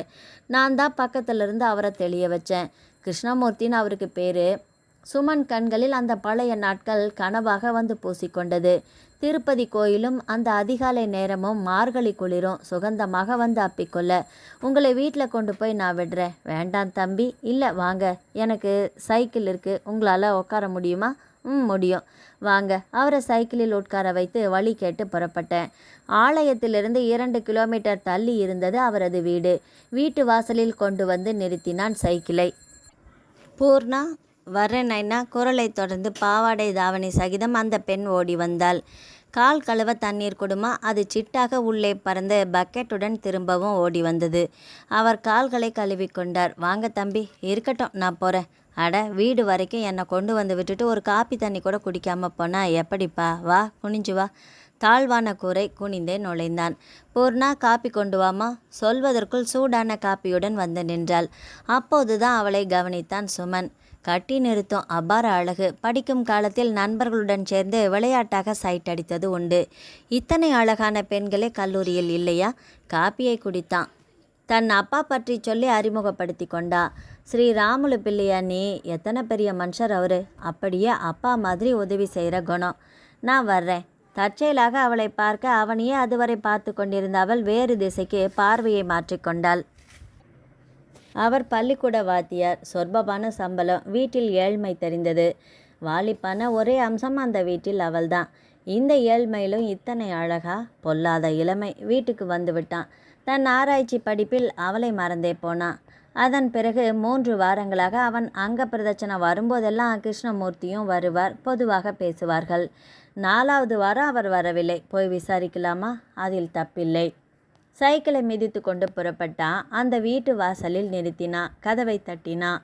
பூர்ணா வந்து திறந்தாள். அவள் கண்களில் பளிச்சென ஒரு மின்னல். அப்பா இல்லையா? உடம்பு சரியில்லை, உள்ள வாங்க. அங்க பிரதட்சணத்துக்கு வரலையேன்னு பார்க்க வந்தேன். உள்ளறைக்கு வந்தான். அவர் முணுகி கொண்டே கிடந்தார். தொட்டு பார்த்தான் சுமன். ஜுரம் இருக்கே, டாக்டர்கிட்ட கூட்டிகிட்டு போகலையா? ராத்திரி பூரா ஜுரம். கசாயம் போட்டு கொடுத்தேன். அது எப்படி போதும்? கையில் காசு இல்லை. சொல்லும்போதே அவள் கண்களில் ஒரு கண்ணீர் துளி எட்டி பார்ப்பதைப் போல இருந்தது. நான் டாக்டரை இங்கே கூட்டிகிட்டு வரேனே. வேண்டாம் நைனாவுக்கு. அவன் காதில் போட்டுக்கொள்ளாமல் 10 நிமிடங்களில் டாக்டரை அழைத்து கொண்டு வந்தான். ஜுரம் 104 இருக்குமா? ஆஸ்பத்திரியில் அட்மிட் பண்ணால் தேவலை. பண்ணிடுங்க. அவர் காரில் வந்ததால் அதிலேயே அப்பாவை அழைத்து போக வசதியாக இருந்தது. அட்மிட் செய்து தனி அறையில் ட்ரிப் இணைத்து ஊசி போட்டார்கள். கிருஷ்ணமூர்த்தி உறக்கத்தில் இருந்தார். பூர்ணா வெளியே வந்தாள். நீங்கள் பாட்டுக்கு இது மாதிரி வசதியான இடத்துல கொண்டு வந்து போட்டுட்டீங்க. நாங்கள் பணத்துக்கு எங்கே போவோம்? நான் உங்ககிட்ட பணம் கேட்டேனா? கேட்கல. நீங்களே படிக்கிறவர். உங்கள் அப்பா கிட்ட கேட்டு தானே வாங்கணும். தருவார். ஆனால் பண சுதந்திரம் முழுமையாக எனக்கு உண்டு. 4 நாட்கள் அவர் ஆஸ்பத்திரியில் இருந்தார். இரவு பகலாக பூர்ணா அப்பாவுடன் இருக்க பகல் நேரம் முழுக்க சுமன் அங்கே தான் இருந்தான். பகல் முழுக்க அப்பா மருந்தின் மயக்கத்தில் இருந்ததால் சுமனும் பூர்ணாவும் நிறைய பேச முடிந்தது. இந்த 4 நாட்களில் பேசி பேசி மெல்ல மெல்ல அது காதலாக கனிந்து விட்டது. 10வது வகுப்போடு படிப்பை நிறுத்தி இருந்தால் பூர்ணா. அம்மா இல்லை, உடன்பிறப்புகளும் இல்லை. அவளும் அப்பாவும் மட்டுமே. அப்பா வீடு வந்து விட்டார். நீங்கள் மேலும் 1 வாரம் ரெஸ்ட் எடுக்கணும். ஐயோ, லீவு இல்லைங்க தம்பி. சம்பளம் கட் ஆயிடுங்க. ஏற்கனவே ஏழ்மை. ஆஸ்பத்திரிக்கு என்ன செலவாச்சு? விடுங்க. அது தப்பு தம்பி. நான் உடனே திருப்பி தர முடியாது. கடன் தான். என்னைக்காவது ஒரு நாள் திருப்பி தரணும் இல்லையா? அவளை பார்த்து கொண்டேன். நமக்குள்ள பற்று வரவு இருக்கணும். உடனே தீர்த்துக்க கூடாது. அதன் பிறகு அப்பா பள்ளிக்கூடம் போன நேரங்களில் வந்தான். கோயிலில் அடிக்கடி சந்தித்தார்கள். 6 மாத காலம் தங்கு தடங்களின்றி சந்திப்பும் தொடர்ந்தது. காதலும் வேகமாக வளர்ந்தது. அதற்குள் அவனுக்கு ஒரு ஆரம்ப கட்ட தேர்வு வந்துவிட்டது. அதை முடித்து கொண்டான். அன்று காலை வழக்கம் போல அங்க பிரதட்சணத்துக்கு வந்திருந்தார். கடந்த 4 மாதங்களாக கிருஷ்ணமூர்த்தி வரவில்லை. உடல்நிலை காரணமாக குளிர் நிறைந்த காலை நேரத்தை தவிர்த்திருந்தார். இப்போது வந்து விட்டார். தம்பி, நான் அரக்கோணம் வரைக்கும் போகணும். நாளைக்கு தான் வருவேன். அக்கம் பக்கத்தில் சொல்லிட்டு தான் போகிறேன். நீயும் கவனிச்சிக்கோ. சரி சார். அவரை அவன்தான் பஸ் ஏற்றி விட்டான். பஸ் போனதும் நேராக அவர் வீட்டுக்கு தான் வந்தான். அப்பா இல்லை, தெரியும். அவரை பஸ் ஏற்றி விட்டு தான் வரேன். எப்போ போவார்னு காத்துட்டே இருந்தீங்களா? சீச்சி, உள்ளே வாங்க. அவன் கதவை சாத்தி விட்டு வந்தான். சாப்பிட்றீங்களா? கண்டிப்பாக. உன் கைமணத்தை நான் ருசிக்க வேண்டாமா? இருவரும் சேர்ந்து சாப்பிட்டார்கள். அரட்டை அடித்தார்கள். ஏதேதோ பேசினார்கள். நேரம் போனதே தெரியவில்லை. இருட்ட தொடங்கிவிட்டது. நான் கிளம்பட்டுமா? போகணும் சுமன். தனியாக இருக்க பயமா? அதுவும் தான். நான் உன்னோட ராத்திரி தங்கலாமா? அது தப்பில்லையா? என்னை கட்டிக்க போகிறவர் நீங்கள் தானே, அதில் என்ன சந்தேகம்? அப்போ இருங்க. அவனுக்கு போக மனமே இல்லை. தலையாட்டி விட்டான். இரவு சாப்பாடும் முடிந்தது. மேலும் 1 மணி நேரம் பேசினார்கள். தூங்கலாமா? Good night. ஹாலில் அவன் படுக்க, சமையல் கட்டில் அவள் படுத்து கொண்டாள். ஒரு கூடம் சமையல் கட்டு மட்டும்தான் அந்த வீட்டில் உண்டு. படுத்த 10 நிமிடங்களில் ஒரு ராட்சச பள்ளி அவள் மேல் பொத்தென்று விழ அலறிவிட்டாள் பூர்ணா. ஓடி வந்து அவனை கட்டி கொண்டு விட்டாள். அப்பா, பள்ளி எவ்வளோ பெருசு என் மேலே. பூர்ணா, நான் அப்பா இல்லை, சுமன். அவளை தன்னோடு சேர்த்து அணைத்து கொண்டு தண்ணீர் குடிக்க வைத்தான். முகத்திலும் தளித்தான். மலங்க மலங்க விழித்தாள். போய் படு. மாட்டேன், பயமாக இருக்கு. சரி, நானும் கூடவே இருக்கேன். அவளை அணைத்து கொண்டிருந்தான். அந்த இளமான சூடான சுகத்தில் அவள் இன்னும் இறுக்கமாக அவனுடன் இழைய படிப்படியாக தன் வசத்தை அவன் இழக்கத் தொடங்கியிருந்தான். அவள் எந்த எதிர்ப்பும் காட்டவில்லை. அவனும் சகலத்தையும் உதறிவிட்டு முழுமையாக அவளுடன் ஐக்கியமாக தொடங்கினான். திருப்பதி ஆலயத்தில் நள்ளிரவு பூஜை ஆரம்பமாகியிருந்தது. இது நடந்து 2 முழு மாதங்கள் முடிந்துவிட்டன. அன்று மழை வீடு திரும்ப அப்பா வாயெல்லாம் பல்லாக இருந்தார். வாடா சுமன். என்னப்பா, உனக்கு ஹார்ட்வேர் யூனிவர்சிட்டியில் மேல் படிப்புக்காக ஒரு வாய்ப்பு வந்திருக்குது. 2 வருஷம்தான். நான் யாருக்கும் வராத வாய்ப்பு. நான் போகலப்பா. பைத்தியமாடா, என்ன பேசுகிற நீ? அத்தனை செலவு அவங்களது. எத்தனை பேருக்கு கிடைக்கும் இது மாதிரி ஒரு வாய்ப்பு? 2 நாட்களில் வீட்டில் விவாதம் நடந்தது. பேச்சு, சண்டை, மோதல் எல்லாமே வந்தது. இறுதியில் பூர்ணாவிடம் கேட்ட பிறகு முடிவு செய்யலாம் என்று தீர்மானித்தான். மாலை 4 மணிக்கு மார்க்கெட் வருவாள் அவள். அவன் வந்துவிட்டான். பூர்ணாவை தான் காணவில்லை. ஏன், வீட்டுக்கு போய் பார்க்கலாமா? அவள் வீட்டுக்கு நேராக வந்து விட்டான். கதவு பூட்டி இருக்க. இவங்க இல்லையா? வாத்தியார் மேலே ஏதோ டெம்போ மோதிடுச்சாமே, தகவல் வந்திருக்குன்னு அவர் பொண்ணு ஓடி போயிருக்கா. வாத்தியார் இப்போ எங்கே? பாலாஜி ஆஸ்பத்திரியில். அவனும் தலை தெறிக்க ஓடினான். ஆஸ்பத்திரி வாசலை படபடப்புடன் அடைந்தான். யாரையுமே காணவில்லை. உள்ளே போனான். பூர்ணா தெரிந்தா. என்னாச்சு பூர்ணா? மண்டையில் அடி, ஏகப்பட்ட ரத்த சேதம். 12 மணி நேரம் டைம் தந்துட்டாங்க. அழுதாள். அழாத, பிழைச்சிடுவார். எனக்குன்னு உள்ளதே நைனா ஒருத்தர் தான். ஏன் அப்படி பேசுகிற? ஏன் நான் இல்லையா? நிமிர்ந்து அவனை பார்த்தாள். கண்ணீருடன் மார்பில் சாய்ந்தாள். இரவு முழுக்க ஆஸ்பத்திரியில் அவளுடன் சுமனும் இருந்தான். அதிகாலை 4:30 மணிக்கு டாக்டர் வந்தார். என்ன டாக்டர்? சாரிம்மா, அவர் இப்போ தான் இறந்து போனார். பூர்ணா கதறி அழத் தொடங்கினாள். அவளை தன்னோடு சேர்த்து அணைத்து கொண்டு அந்த அழுகையை நிறுத்துவதற்குள் படாத பாடுபட்டான் சுமன். பிறகென்ன? வாத்தியாரின் இறுதி யாத்திரை கூடவே வந்தான். எல்லாம் முடிஞ்சு பூர்ணாவை கொண்டு வந்து வீட்டில் விட்டான்.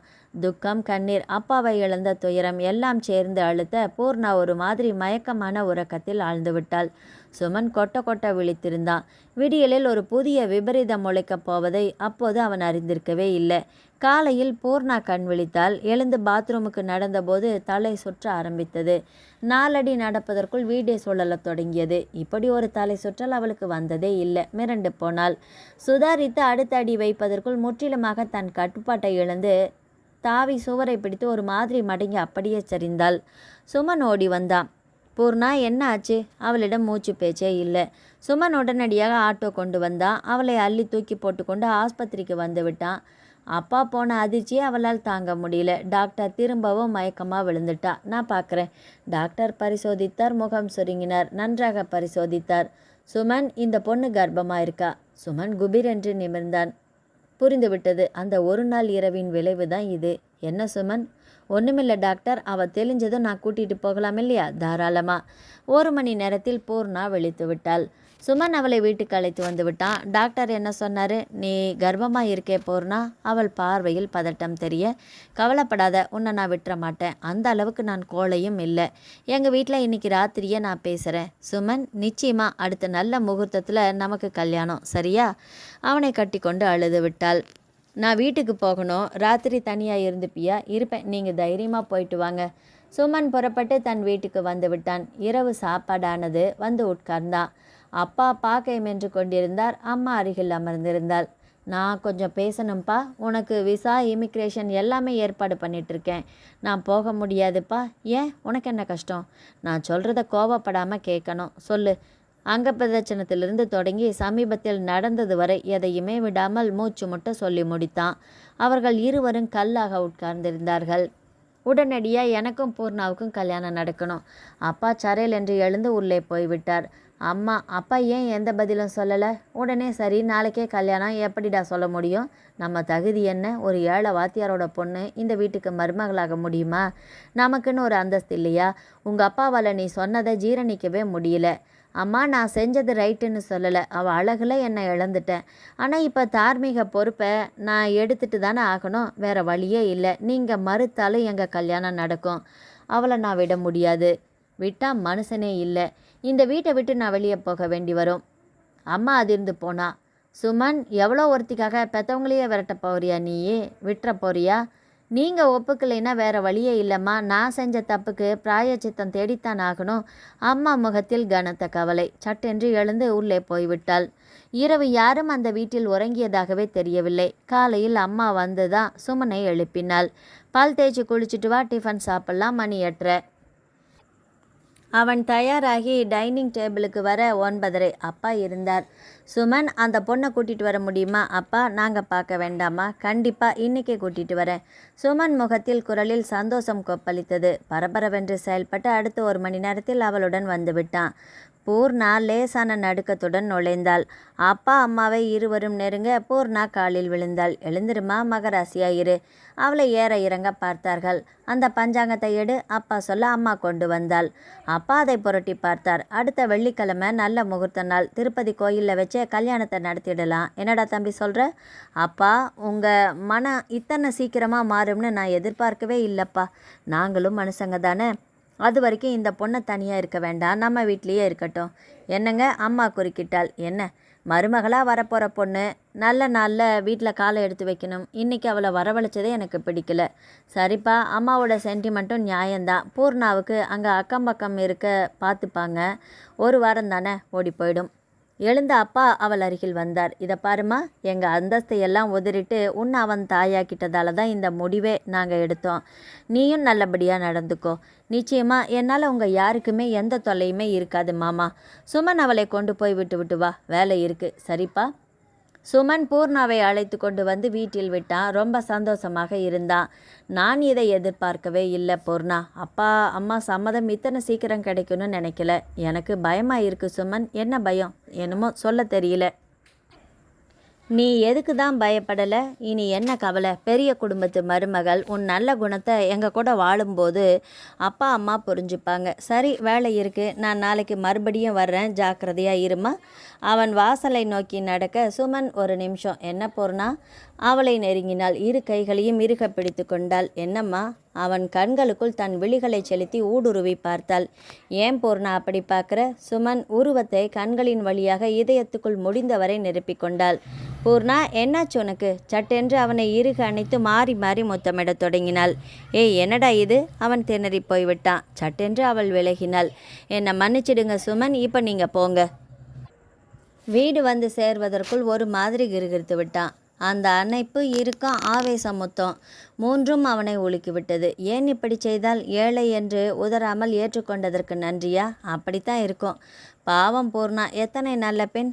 வீடு வந்து சேர்ந்தோம். அந்த மயக்கம் அவனிடம் இருந்தது. இரவு அப்பா வந்தார். சுமன், நாளைக்கு காலையில் 6 மணிக்கு நீ, நான், அம்மா, தங்கச்சி மெட்ராஸ் போகிறோம். எதுக்குப்பா? கல்யாணம் 1 வாரத்தில். பட்டுப்புடவை நகையெல்லாம் வாங்க வேண்டாமா? பூர்ணாவுக்கு தான். சுமன் சந்தோஷமாகிவிட்டான். அம்மா, பூர்ணாவையும் கூட்டிகிட்டு போகலாமா? நீ என்னடா பேசுகிற சுமன்? கர்ப்பம் ஊர்ஜிதமாயாச்சு இல்லையா? இந்த நேரத்தில் பிரயாணம் பண்ணி வயிற்று பிள்ளைக்கு ஏதாவது ஆயிட்டா? சுமன் மௌனமாகிட்டான். பூரிப்பாக இருந்தது. அந்த குழந்தை பற்றி கூட அம்மா கவலைப்பட தொடங்கிவிட்டா. அதிகாலையில் எழுந்து புறப்பட்டு விட்டார்கள். சுமன், உன் பேரில் ஷேர்ஸ் எல்லாம் வாங்கணும், லெட்டர் கொடுக்கணுமே இன்னைக்கு, இதில் ஒரு கையெழுத்து போடு. வெற்றுத்தலை அப்பா நீட்ட சுமன் கையெழுத்திட்டான். அப்பாவின் உதவியாளர் காலை 6:30க்கு வந்தார். இது தம்பியோட ஷேர் லெட்டரு, டைப் பண்ணி அனுப்பிடுங்க. நான் கொடுத்த வேலைகளை முடிச்சிடுங்க. ராத்திரியே திரும்பிடுவோம். வேலை முடியலன்னா நாளைக்கு தான் வருவோம். சரி சார். காரில் ஏறிவிட்டார்கள். சென்னைக்கு வந்து மருமகளுக்கு அம்மா பார்த்து பார்த்து வாங்கினாள். நகைகள், பட்டு சேலை, சாதாரண சிந்தட்டிக் சேலை, மேக்கப் சாதனங்கள் என்று எதையுமே விடவில்லை. பர்ச்சேஸ் முடிய இரவு 8 மணி. ராத்திரி நேரத்தில் போக வேண்டாம். அப்பா அருகையுள்ள ஓட்டலில் ரூம் போட்டு விட்டார். காலை 6 மணிக்கு எழுந்து காப்பி குடித்துவிட்டு வாங்கிய பொருட்களை சரிபார்த்து எடுத்துக்கொண்டார்கள். காரில் புறப்பட்டார்கள். கல்யாணத்துக்கு 5 நாள் தான் இருக்குது. நடுவில் இன்விடேஷன் அச்சடிக்க கொடுக்கணும். நேரமில்லை. நாளையிலேருந்து முக்கியமான எல்லாத்தையுமே அழைக்கணும். நானும் உங்கள் அம்மாவும் நேரில் தான் அழைக்கணும். ரிசப்ஷனை பிரமாதமாக பண்ணணும். அப்பா அம்மா பேசிக்கொண்டே வந்தார்கள். சுமன் கண்களை மூடிக்கொண்டு சாய்ந்தான். அந்த ஆவேச முத்தமும் அணைப்பும் இப்போதும் அவனை சிலிர்க்க வைத்தது. ஏன் இந்த வேகம்? திருப்பதிக்கு வந்து திருமலை நோக்கி கார் பயணிக்க தொடங்கிவிட்டது. திருமலையில் கார் வர, என்னங்க காரை திருப்புங்க, நம்ம மருமகளை பார்த்துட்டு அவளுக்கு இதையெல்லாம் காட்டிட்டு வந்துடலாம். சுமன் துள்ளாத குறைதான். சரி. கார் பூர்ணா வீட்டு வாசலில் வந்து நிற்க பூட்டு தொங்கியது. சுமன் ஆச்சரியப்பட்டான். பக்கத்து வீட்டு அம்மாவை அழைத்தான். எங்க பூர்ணா? நேத்திக்கு சாயங்காலமே போயாச்சே, எங்க இந்த கடுதாசியை உங்ககிட்ட தர சொல்லிடுச்சு. ஒட்டிய கவரை பதட்டத்துடன் சுமன் வாங்கி கிழித்தான். படிக்கத் தொடங்கினான். அன்புள்ள சுமன், உங்கள் காதலுக்கு நன்றி. யோசித்து பார்த்ததில் உறுத்துகிறது. உங்களை போன்ற ஒரு பணக்காரருக்கு, அந்தஸ்தான குடும்பத்துக்கு வாழ்க்கைப்படும் தகுதி எனக்கு இல்லை. தாலி கட்டி கொண்டு நான் அங்கே வாழ வந்தால் ஏதோ ஒரு குற்ற உணர்ச்சி என்னை கொன்றுவிடும். மன்னித்து விடுங்கள், நான் போகிறேன். இப்போது உங்களை காதலிக்கிறேன். எப்போதுமே காதலிப்பேன். முடிந்தால் அடுத்த ஜென்மத்தில் இணையலாம். இருவரும் சம அந்தஸ்தில் பிறந்தாள். பூர்ணா. பின் குறிப்பு: நான் திருப்பதியை விட்டே போகிறேன். என்னை தேட வேண்டாம். சுமன் கையில் இருந்த கடிதம் நழுவியது. அப்பா வாங்கி படித்தார். அம்மா படித்தாள். சரி, வீட்டில் போய் பேசிக்கலாம். வண்டியில் ஏறு சுமன். வீடு வந்து சேர்ந்தார்கள். ஏன்பா, அவளுக்கு என்னாச்சு? ஏன் இப்படி செஞ்சா? தெரியலையேப்பா.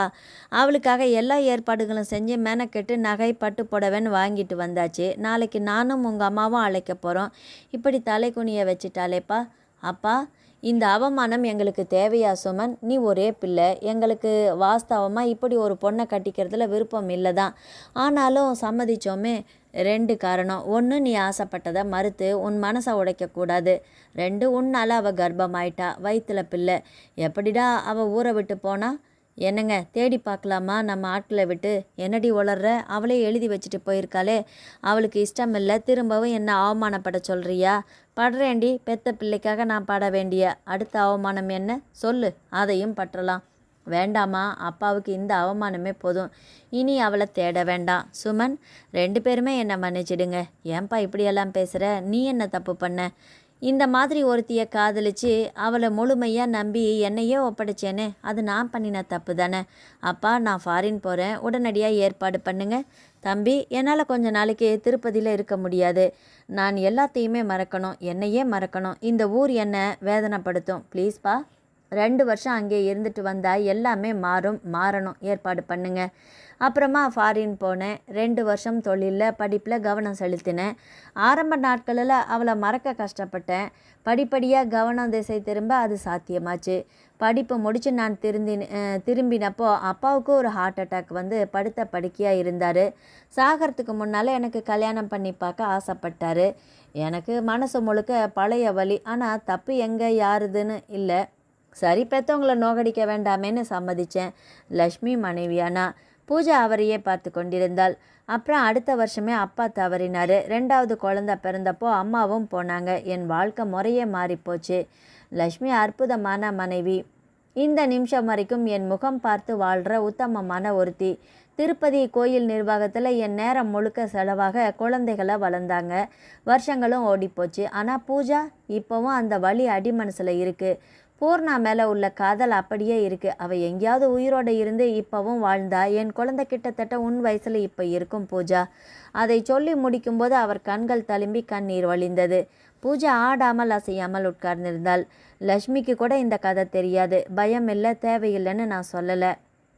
உங்ககிட்ட மட்டும்தான் என் மனசை திறந்து காட்டியிருக்கிறேன். ஏன் சொல்லணும்னு எனக்கு உங்ககிட்ட மட்டும் தோணலம்மா. நீங்கள் நாளைக்கு போகிறீங்களா? ஆமாம். நான் உங்கள் கூட திருப்பதிக்கு வரலாமா? தாராளமாக. எதுக்கு பூஜா? சொல்கிறேன். என் ஹஸ்பண்ட் கிட்ட சொல்லிவிட்டு நான் உங்கள் கூட திருப்பதிக்கு வரணும். வித் ப்ளவுசர். நான் வர்றேன் சார். பூஜா புறப்பட்டு வீட்டுக்கு வந்து விட்டாள். வசந்த் வந்திருந்தான். பூஜா மாமியாரிடம் வந்தாள். அத்தை, ஆஃபீஸ் வேலையாக நாளைக்கு நான் திருப்பதி வரைக்கும் போகணும். வசந்தும் வரட்டுமே. புது ஜோடியாக வெங்கடேச பெருமாளை தரிசனம் பண்ணின மாதிரி இருக்குமே. இல்லை அத்தை, வேலை எனக்கு பெண்டு நிமிரும். அவருக்கு போர் அடிக்கும். அதுவும் சரிதான், நீ பத்திரமா போயிட்டு வா. அன்று இரவு என்னங்க, பெருமாளை தரிசனம் பண்ணிட்டு வந்தது நமக்கு முதல் ராத்திரி. நான் கேட்க மாட்டேனே. உன் மனசில் நீ என்ன தான் நினச்சிட்ருக்கேன்னு எனக்கு தெரியல. காதலை வெறுக்கிற பொண்ணு நீன்னு உங்கள் அப்பா சொன்னார். கல்யாணத்தையும் வெறுக்கிறவன்னு சொல்லலை. சொல்லியிருந்தால் நான் நிம்மதியாக இருந்திருப்பேன். சாரிப்பா, விட்டுரு. நீ படித்தவ, புத்திசாலி. அது மட்டும்தான் வாழ்க்கைன்னு நீ நினச்சா கல்யாணம் செஞ்சிட்டு இருக்கக்கூடாது. இப்போ என்னையும் நிம்மதி இல்லாமல் செஞ்சிட்ட பாத்தியா? Vasanth, good night. திருப்பதிக்கு போயிட்டு மெதுவா வா. என்ன அவசரம்? இங்கே வந்து என்ன வேணும்? அவன் திரும்பி படுக்க பூஜா நொந்தே போனாள். தப்பு அவர் மேலே இல்லை. இதுக்கு மேலே எந்த ஒரு கணவனும் பொறுமையாக இருக்க முடியாது. இத்தனை நிதானமாக பேசவும் முடியாது. எனக்குள்ளே நுழைந்து என்னை ஆட்டி படைக்கும் ஒரு அசுர சக்தி என்னை விட்டு வெளியேற வேண்டும். அது வெளியேறினால் அடுத்த கணமே நான் திருமதி வசந்த் ஆகிவிடலாம். ஆகத்தான் வேண்டும். பெருமாளே, திரும்பவும் உன் சன்னதிக்கு வருகிறேன். குழப்பமில்லாத ஒரு வாழ்வை எனக்குத்தா வேண்டிக் கொண்டாள். அவரது கார் ஹோட்டல் வாசலில் தயாராக இருந்தது. சொன்ன நேரத்துக்கு வந்து விட்டால் பூஜா. போலாமா சார்? அவளை சற்றே ஆச்சரியத்துடன் பார்த்தார். ஏன் சார் அப்படி பார்க்குறீங்க? ஒன்றுமில்ல, வண்டியில் ஏறு. புது ஜோடி உன் வீட்டுக்காரரையும் கூட்டிகிட்டு வந்திருக்கலாமே பூஜா. இல்லை, இந்த ட்ரிப்பு யார் வந்தாலுமே அவர் மட்டும் என் கூட வரவே கூடாது. ஏன், நீ என்ன சொல்கிற? சில உண்மைகளை தெரிஞ்சுக்கத்தான் நானே இப்போ திருப்பதிக்கு வரேன். புதிராக இருக்குதே உன் பேச்சு. எனக்கே சில விஷயங்கள் புதிராக தான் இருக்குது. விடுபடும். பொதுவாக பேசிக்கொண்டே வந்தார்கள். திருமலை வந்துவிட்டது.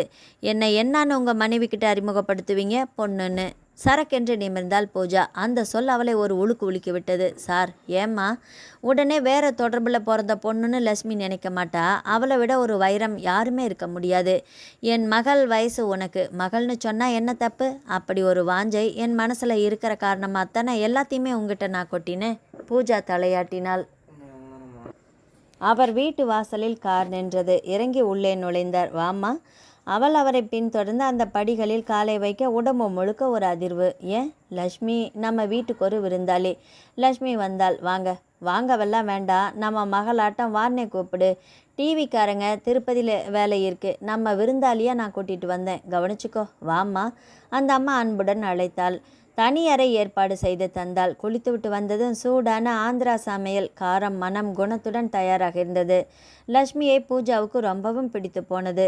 சாப்பாடானதும், சார், சில இடங்களை திருப்பதியில் பார்க்கணும், நீங்களும் வாங்க. புறப்படு. லக்ஷ்மி வாசல் வரை வந்து வழி அனுப்பி வைத்தாள். உங்கள் வீட்டுக்காரம்மா இப்போ கூட ரொம்ப அழகாக வசீகரமாக இருக்காங்களே. எனக்கும் 50 ஆகலை. ஒன்று பெற்றுக்கலாமான்னு பார்க்குறேன். கண்ணடித்தார். போங்க சார். சரி, எங்கே போகணும்? பூர்ணா தங்கி இருந்த பழைய வீடு. எதுக்கு பூஜா? போகணும், கூட்டிகிட்டு போங்க ப்ளீஸ். அவர் குழப்பத்துடன் அவளை பார்த்துவிட்டு காரை அவரை செலுத்தினார்.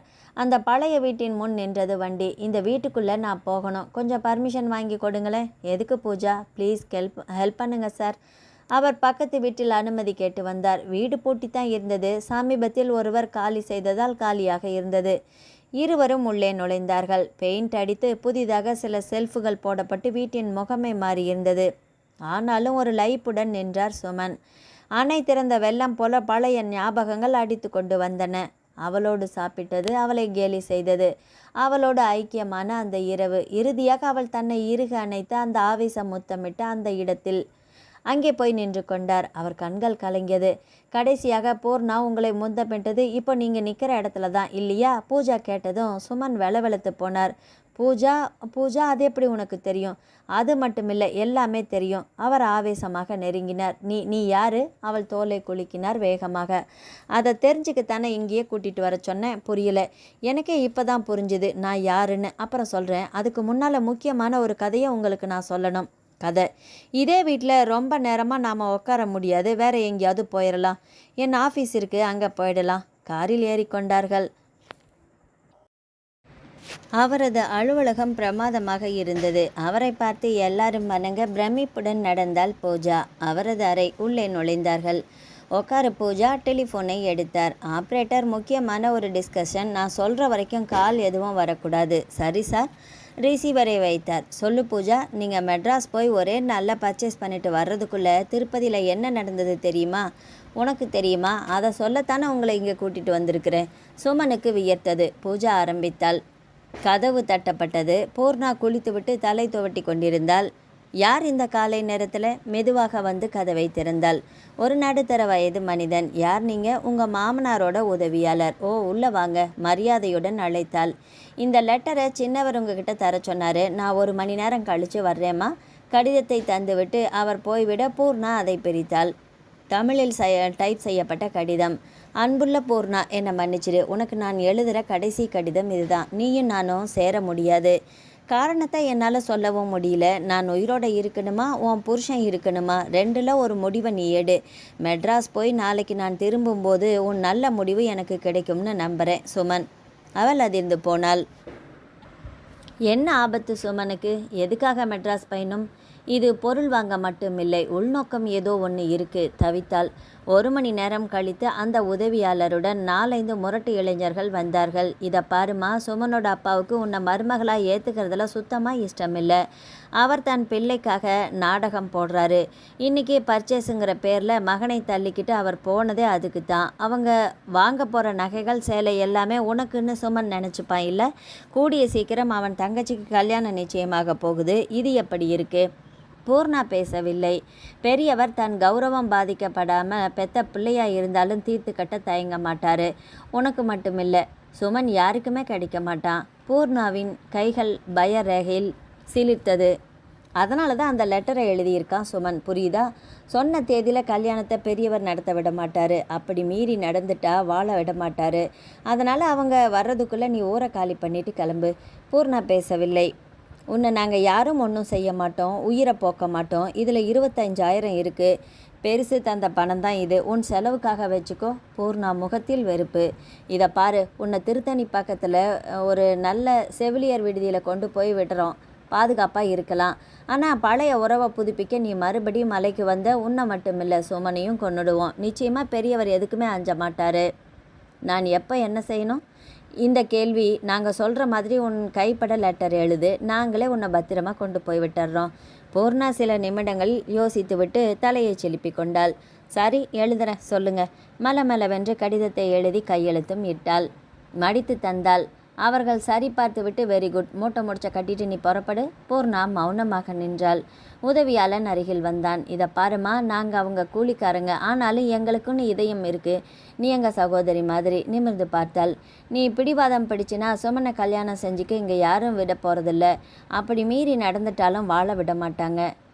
என்னம்மா லாபம் இதில்? தினம் தினம் போராட்டம் நடத்திட்டு வாழ்கிறது முடியுமா உன்னால்? அந்த வாழ்க்கை சந்தோஷம்தான் கிடைக்குமா? அவள் பேசவே இல்லை. சுமனும் பணக்காரன், ஒரு தாலியை கட்டிட்டா அவனுக்கும் உன்கிட்ட உள்ள வசீகரம் போயிடும். நாளைக்கு அவனே உனக்கு எதிராக திரும்பிட்டானா? மாட்டார். என்ன நிச்சயம்? அதே பணக்கார ரத்தம் தானே அவன் உடம்புலையும் ஓடுது. தடுமாறி போனாள் பூர்ணா. இதை பாருமா, ஒன்று உன் கருவை நீ களைச்சிடு, இல்லைன்னா பெற்றுக்கிட்டு அதை அனாதை விடுதலை விட்டுட்டு நீயும் உன் வாழ்க்கையை முடிச்சுக்காத. கடவுள் தந்த வாழ்க்கையை முடிச்சுக்க மனுஷனுக்கு உரிமை இல்லை. இப்போ நீ ஏழையாக இருக்கலாம், ஒரு நாள் நீயும் சேர்ந்து இதே பணம் படித்தவங்கள நிற்க வச்சு கேள்வி கேட்குற நேரமும் வரலாம். இல்லைன்னு மறுக்க முடியுமா உன்னால்? பூர்ணா பேசவில்லை. நீ புறப்படு தாயி, வண்டி கொண்டு வந்திருக்கிறோம். அந்த வீட்டின் மையத்தில் நின்றால் சகலமும் ஒரு முறை அசை போட்டால் சிரிப்பும் அழுகையுமாக மாறி மாறி வந்தது. லேசான மேடிட்ட தன் அடிவயிற்றை தொட்டு பார்த்து கொண்டால் நிமிர்ந்தாள். போகலாம். அவள் குரலில் உறுதி இருந்தது. அவர்களுடன் வாசலில் இருந்த ஜீப்பில் ஏறினால் வண்டி புறப்பட்டது. பூர்ணா அவங்க கூட எங்கே போனா பூஜா? உனக்கு எப்படி இதெல்லாம் தெரியும்? உனக்கும் பூர்ணாவுக்கும் என்ன தொடர்பு? அதை கடைசியில் சொல்கிறேன். எனக்கு தொண்டை வறண்டு போகுது, குடிக்க ஏதாவது வேணுமே. சுமன் உடனே ஆர்டர் செய்தார். 10 நிமிடங்களில் காப்பி வந்தது. மெதுவாக அதை பருகினால். குடித்துவிட்டு கோப்பையை கீழே வைத்தாள். இப்போ சொல்லுமா? பூர்ணாவின் அடுத்த அத்தியாயத்தை பூஜா சொல்லத் தொடங்கினாள். திருத்தணி பக்கத்தில் அந்த விடுதி இருந்தது. பெண்கள், முதியோர், குழந்தைகள் என்று ஒரு அனாதை கூட்டமே அங்கே இருந்தது. அதன் நிர்வாகியிடம் இவளை கொண்டு போய் விட்டார்கள் அவர்கள். இந்த பொண்ணு கர்ப்பமாக இருக்கா, அனாதை, இவளை நீங்கள் பார்த்துக்கணும், டொனேஷனாக ஒரு தொகையை நாங்கள் தர்றோம். இவ புருஷன் யார்? எங்ககிட்ட வேலை பார்த்தவன், ஒரு விபத்தில் அவன் செத்துட்டான். தாலி கட்டுறதுக்கு முன்னால் இவ கர்ப்பமாயிட்டா. அவர்கள் அவள் மேலே பரிதாபமான கதை ஒன்றை ஏற்றி தாறுமாறாக ஒப்பித்து கொண்டிருந்தார்கள். பூர்ணா மௌனமாக இருந்தாள். சற்று நேரத்தில் ஒரு நல்ல பெரிய தொகை கைமாறியது. அவர்கள் அருகில் வந்தார்கள். இதை பாரு, அதை இதை சொல்லி உன்னை சேர்த்து விட்டாச்சு, கொஞ்சம் ஜாக்கிரதையாக இரு. நீயா வெளியில் போனால் அப்புறம் கஷ்டப்படுவ. இங்கே இருந்தால் பாதுகாப்பாக இருக்கலாம், நாங்கள் வர்றோம். போய்விட்டார்கள். இரவு உணவு என்று என்னவோ போட்டார்கள். பூர்ணா சாப்பிட்டாள். அன்றைக்கு எதுவும் அவளுக்கு கேட்கவே இல்லை. மறுநாள் காலை அழைத்தாள் நிர்வாகி. நீ இங்கே இருக்கலாம், நாங்கள் தடுக்க மாட்டோம். ஆனால் ஒரு கேள்வி, இந்த கர்ப்பம் தொடரணுமா இல்லை களைச்சிக்க போறியா? என்ன செய்யணும் அது உன் இஷ்டம். நீ களைச்சிக்கிட்டாலும் தடையில்லை, ஏற்பாடு செய்கிறோம். பெற்றுக்கிட்டாலும் சரி. ஆனால் உன் குழந்தையும் ஒரு அனாதை குழந்தையா இங்கே தான் வளரணும். அதுக்கு என்ன சமூக அந்தஸ்து யோசிச்சுப்பாரு. எனக்கு பதில் சொல்ல ஒரு நாள் அவகாசம் வேணும். தாராளமாக எடுத்துக்கோ. பூர்ணா தீவிரமாக யோசிக்கத் தொடங்கினாள். இது பிறப்பதால் என்ன லாபம்? நாளை என்றாவது ஒரு நாள் சுமனிடம் போய் நின்று நான் தான் உன் மகன் என்று சொல்ல வாய்ப்புண்டா? அதை உலகம் ஏற்குமா? அது நடக்கக்கூடிய காரியமா? பிறகு அதை அழித்துவிட்டால் நிம்மதி இருக்குமா? கேள்விகள் பலவிதமாக குடைய விடிய விடிய விழித்திருந்தாள். மறுநாள் காலை ஒரு முடிவுக்கு வந்திருந்தாள். நிர்வாகியிடம் வந்தாள். களைச்சிடலாம், இது வளர்ந்து அவமானப்பட வேண்டாம், இது நல்ல முடிவு. அந்த விடுதிக்கு வரும் ஒரு லேடி டாக்டர் எப்போதுமே உண்டு. அந்த டாக்டரை அன்றைக்கு அழைத்து வந்தார்கள். நிர்வாகி விவரத்தை சொல்ல அந்த டாக்டர் பூர்ணாவுக்கு தரோவாக மருத்துவ பரிசோதனை செய்தார். நாளைக்கு இதோட அறிக்கைகள் வந்தப்புறம் சொல்கிறேன்னா. மறுநாள் எல்லாமே வந்துவிட நிர்வாகியை அழைத்தாள். அந்த பொண்ணுக்கு கருக்கலைப்பு செஞ்சால் உயிருக்கே ஆபத்து வரும். அப்படியா? நிர்வாகி மிரண்டு போனாள். கர்ப்பப்பை அந்த அளவுக்கு பலவீனமாக இருக்குது, அதனால் கருக்கலைப்பு வேண்டாம். நாளைக்கு இவளுக்கு பிரசவமே கூட கடுமையாக சிக்கலாக இருக்கலாம். நிர்வாகி பேசவே இல்லை. அந்த பொண்ணுக்கு வேலை எதுவும் தராமல் ஓய்வு கொடுங்க. சரி டாக்டர். நிர்வாகி பூர்ணாவிடம் வந்தால், கருக்கலைப்புக்கு உன் உடம்பு தாங்காதுன்னு டாக்டர் சொல்லிட்டாங்க. வேண்டாம் பூர்ணா. அம்மா, நான் உயிரோட இருந்து யாருக்கு என்ன வேணும்? அப்படி சொல்லாத. உனக்குன்னு போட்டு வச்ச ஆயுள் எங்கே போகும்? தைரியமாக இரு. மனுஷ வாழ்க்கையில் எது வந்தாலுமே சந்திச்சு தானே ஆகணும். ஆமாம்மா, அது தொண்டு நிறுவனம், அதனால் அவளை நன்றாகவே பார்த்து கொண்டார்கள். அவளை ஒரு வேலை செய்யவும் விடவில்லை. ஒரு அனாதை என்ற உணர்வே இல்லாமல் அவளை தாங்கினார்கள். ஒரு கர்ப்பிணி பெண்ணுக்குள்ள சகல மரியாதைகளையும் தந்தார்கள். அவளது பிரசவ காலம் நெருங்கிவிட்டது. அவளது இதமான குணம், அப்பாவித்தனம், நடவடிக்கை எல்லாமே அங்குள்ள பல பேரையும் ஈர்த்துவிட்டது.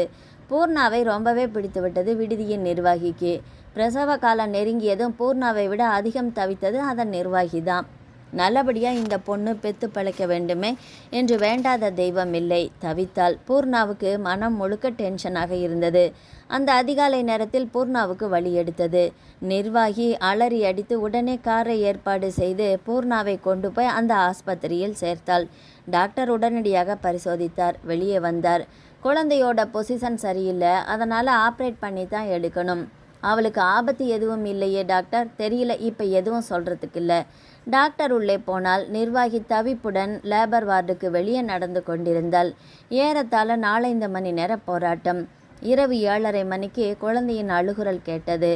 நிர்வாகி முகம் மலர்ந்தது. சற்று நேரத்தில் டாக்டர் குழந்தையோடு வெளிப்பட்டாள். பெண் குழந்தை. நன்றி டாக்டர். சாரிம்மா, பூர்ணிமாவை காப்பாற்ற முடியல. என்னது? பூர்ணா இறந்துட்டாளா? சுமன் குரலில் துக்கம் மிதமிஞ்சி ஒலித்தது. ஆமாம், பிரசவத்தில் அவங்க போயிட்டாங்க. அப்படின்னா அந்த குழந்தை உங்கள் மகள்னு சொல்லுங்க. ஆமாம், என் மகள் இப்போ உயிரோட இருக்காளா? எங்கே? அது முக்கியமில்லை. இப்போது அந்த உங்கள் மகளை உங்களால் ஏற்றுக்க முடியுமா? அவள் இருக்கிற இடம் தெரிஞ்சா?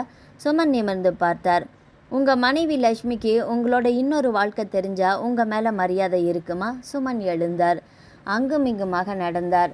பூஜா, என் வாழ்க்கையில் முதல்ல வந்தவ பூர்ணா தான். சதியால் அவள் பிரிக்கப்பட்டிருக்கா. கடைசியில் இந்த உலகத்தை விட்டே போனா. நான் நேரடியாக இதுக்கு பொறுப்பாளி இல்லை. அப்படின்னா கூட எங்கள் அப்பா மேலே இனி பழி போடவும் முடியாது. அவர் எல்லாத்தையுமே நாசமாக்கிட்டு போய் சேர்ந்தாச்சு.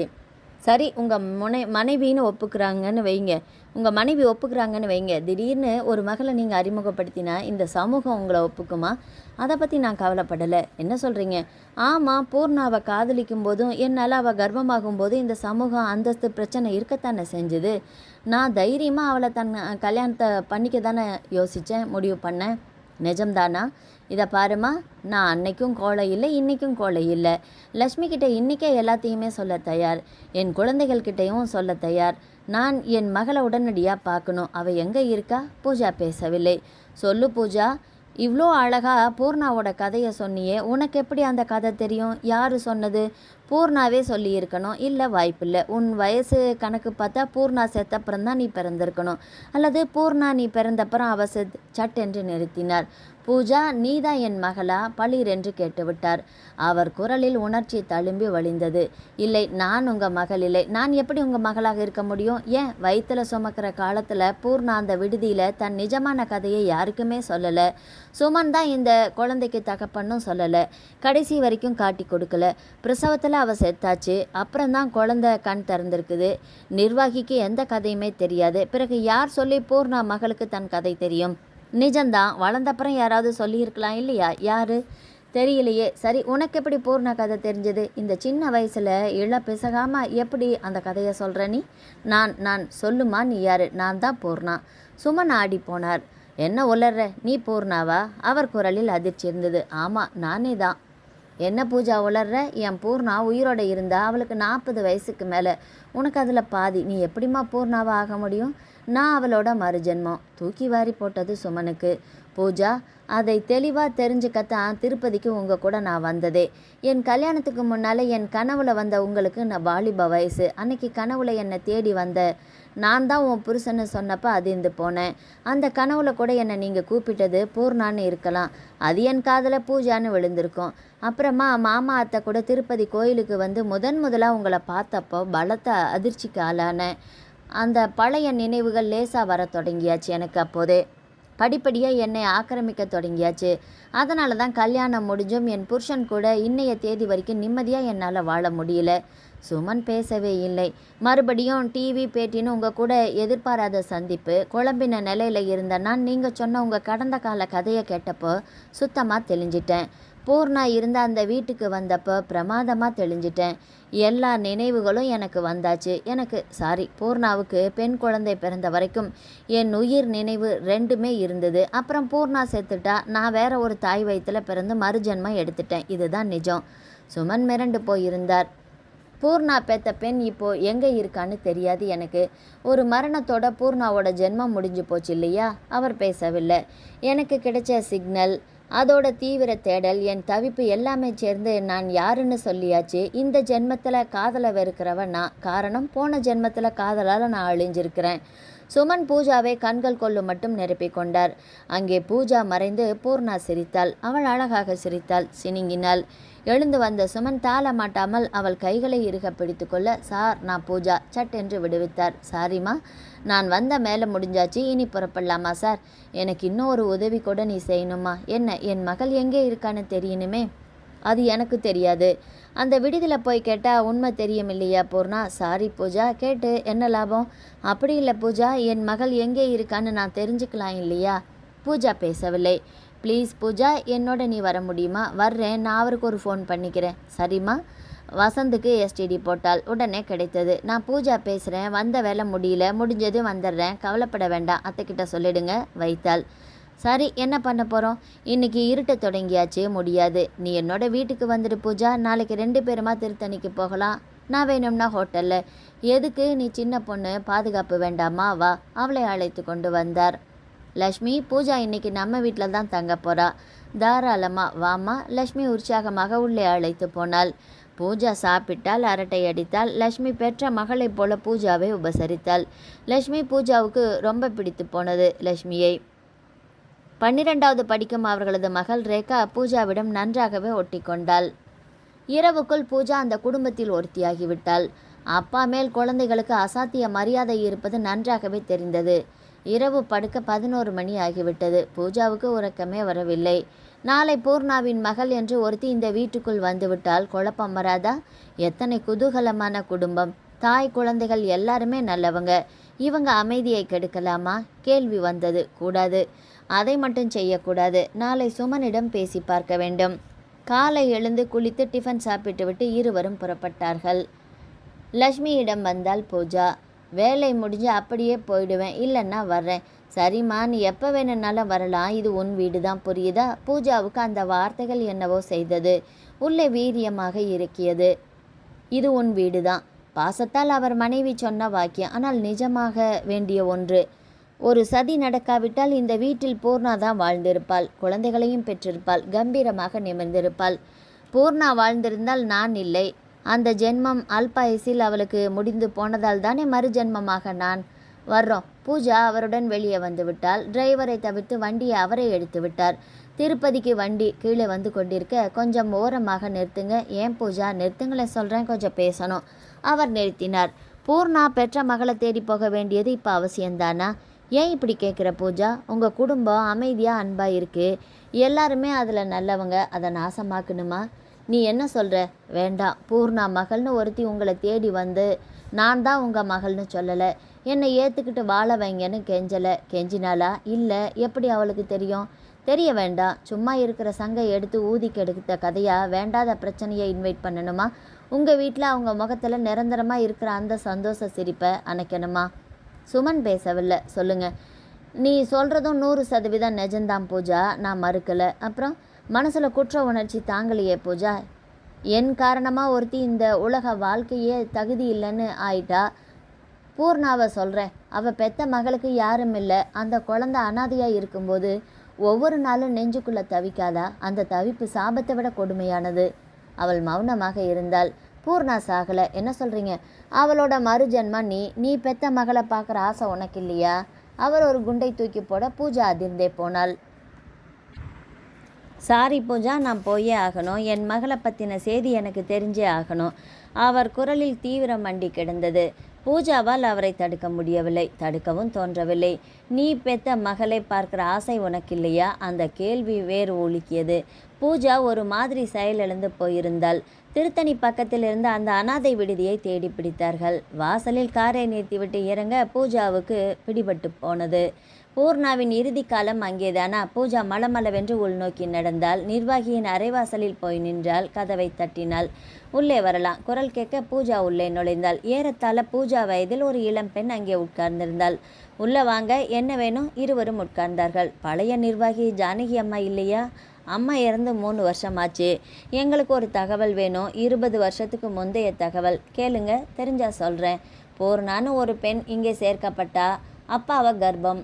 அந்த பூர்ணா ஒரு பெண் குழந்தைய பெற்று கொடுத்துட்டு இறந்துட்டா. அந்த குழந்தை ஜானகி அம்மா பராமரிப்பில் இருந்திருக்கு. தொடர்ந்து அந்த பெண் இங்கே இருந்ததா இல்லை வேறு இடத்துக்கு போயாச்சான்னு தெரியணும். கொஞ்சம் இருங்களேன், அம்மாவோட டைரியை பார்த்து சொல்கிறேன், உக்காருங்க. எழுந்து உள்ளே போனால். இருவரும் கொஞ்சம் டென்ஷனில் இருந்தார்கள். 15 நிமிடங்கள் கழித்து திரும்பினாள். எஸ், எழுதியிருக்காங்க. ஆனால் அந்த குழந்தைக்கு அப்பா யாருன்னு எழுதலை. அது ஜானகி அம்மாவுக்கே தெரியாதே. அப்படியா? சரி, அந்த பெண் இப்போ எங்கே? தெரியல. இதை பற்றி எந்த தகவலுமே இல்லை. இப்போ நீங்கள் தான் நிர்வாகியா? ஆமாம், அம்மா அந்த பொறுப்பை எங்கிட்ட தான் ஒப்படைச்சிருக்கிறாங்க. என்னை படிக்க வச்சு பட்டதாரி ஆக்கினது அம்மா தான். சமீபத்தில் தான் டிகிரி வாங்கினேன். அம்மாவுக்கு உடம்புல தெம்பு குறைஞ்சப்போ நான் நிர்வாக பொறுப்புகளை கற்றுக்க தொடங்கினேன். கல்லூரியில் படிச்சுட்டு இதை செஞ்சேன்.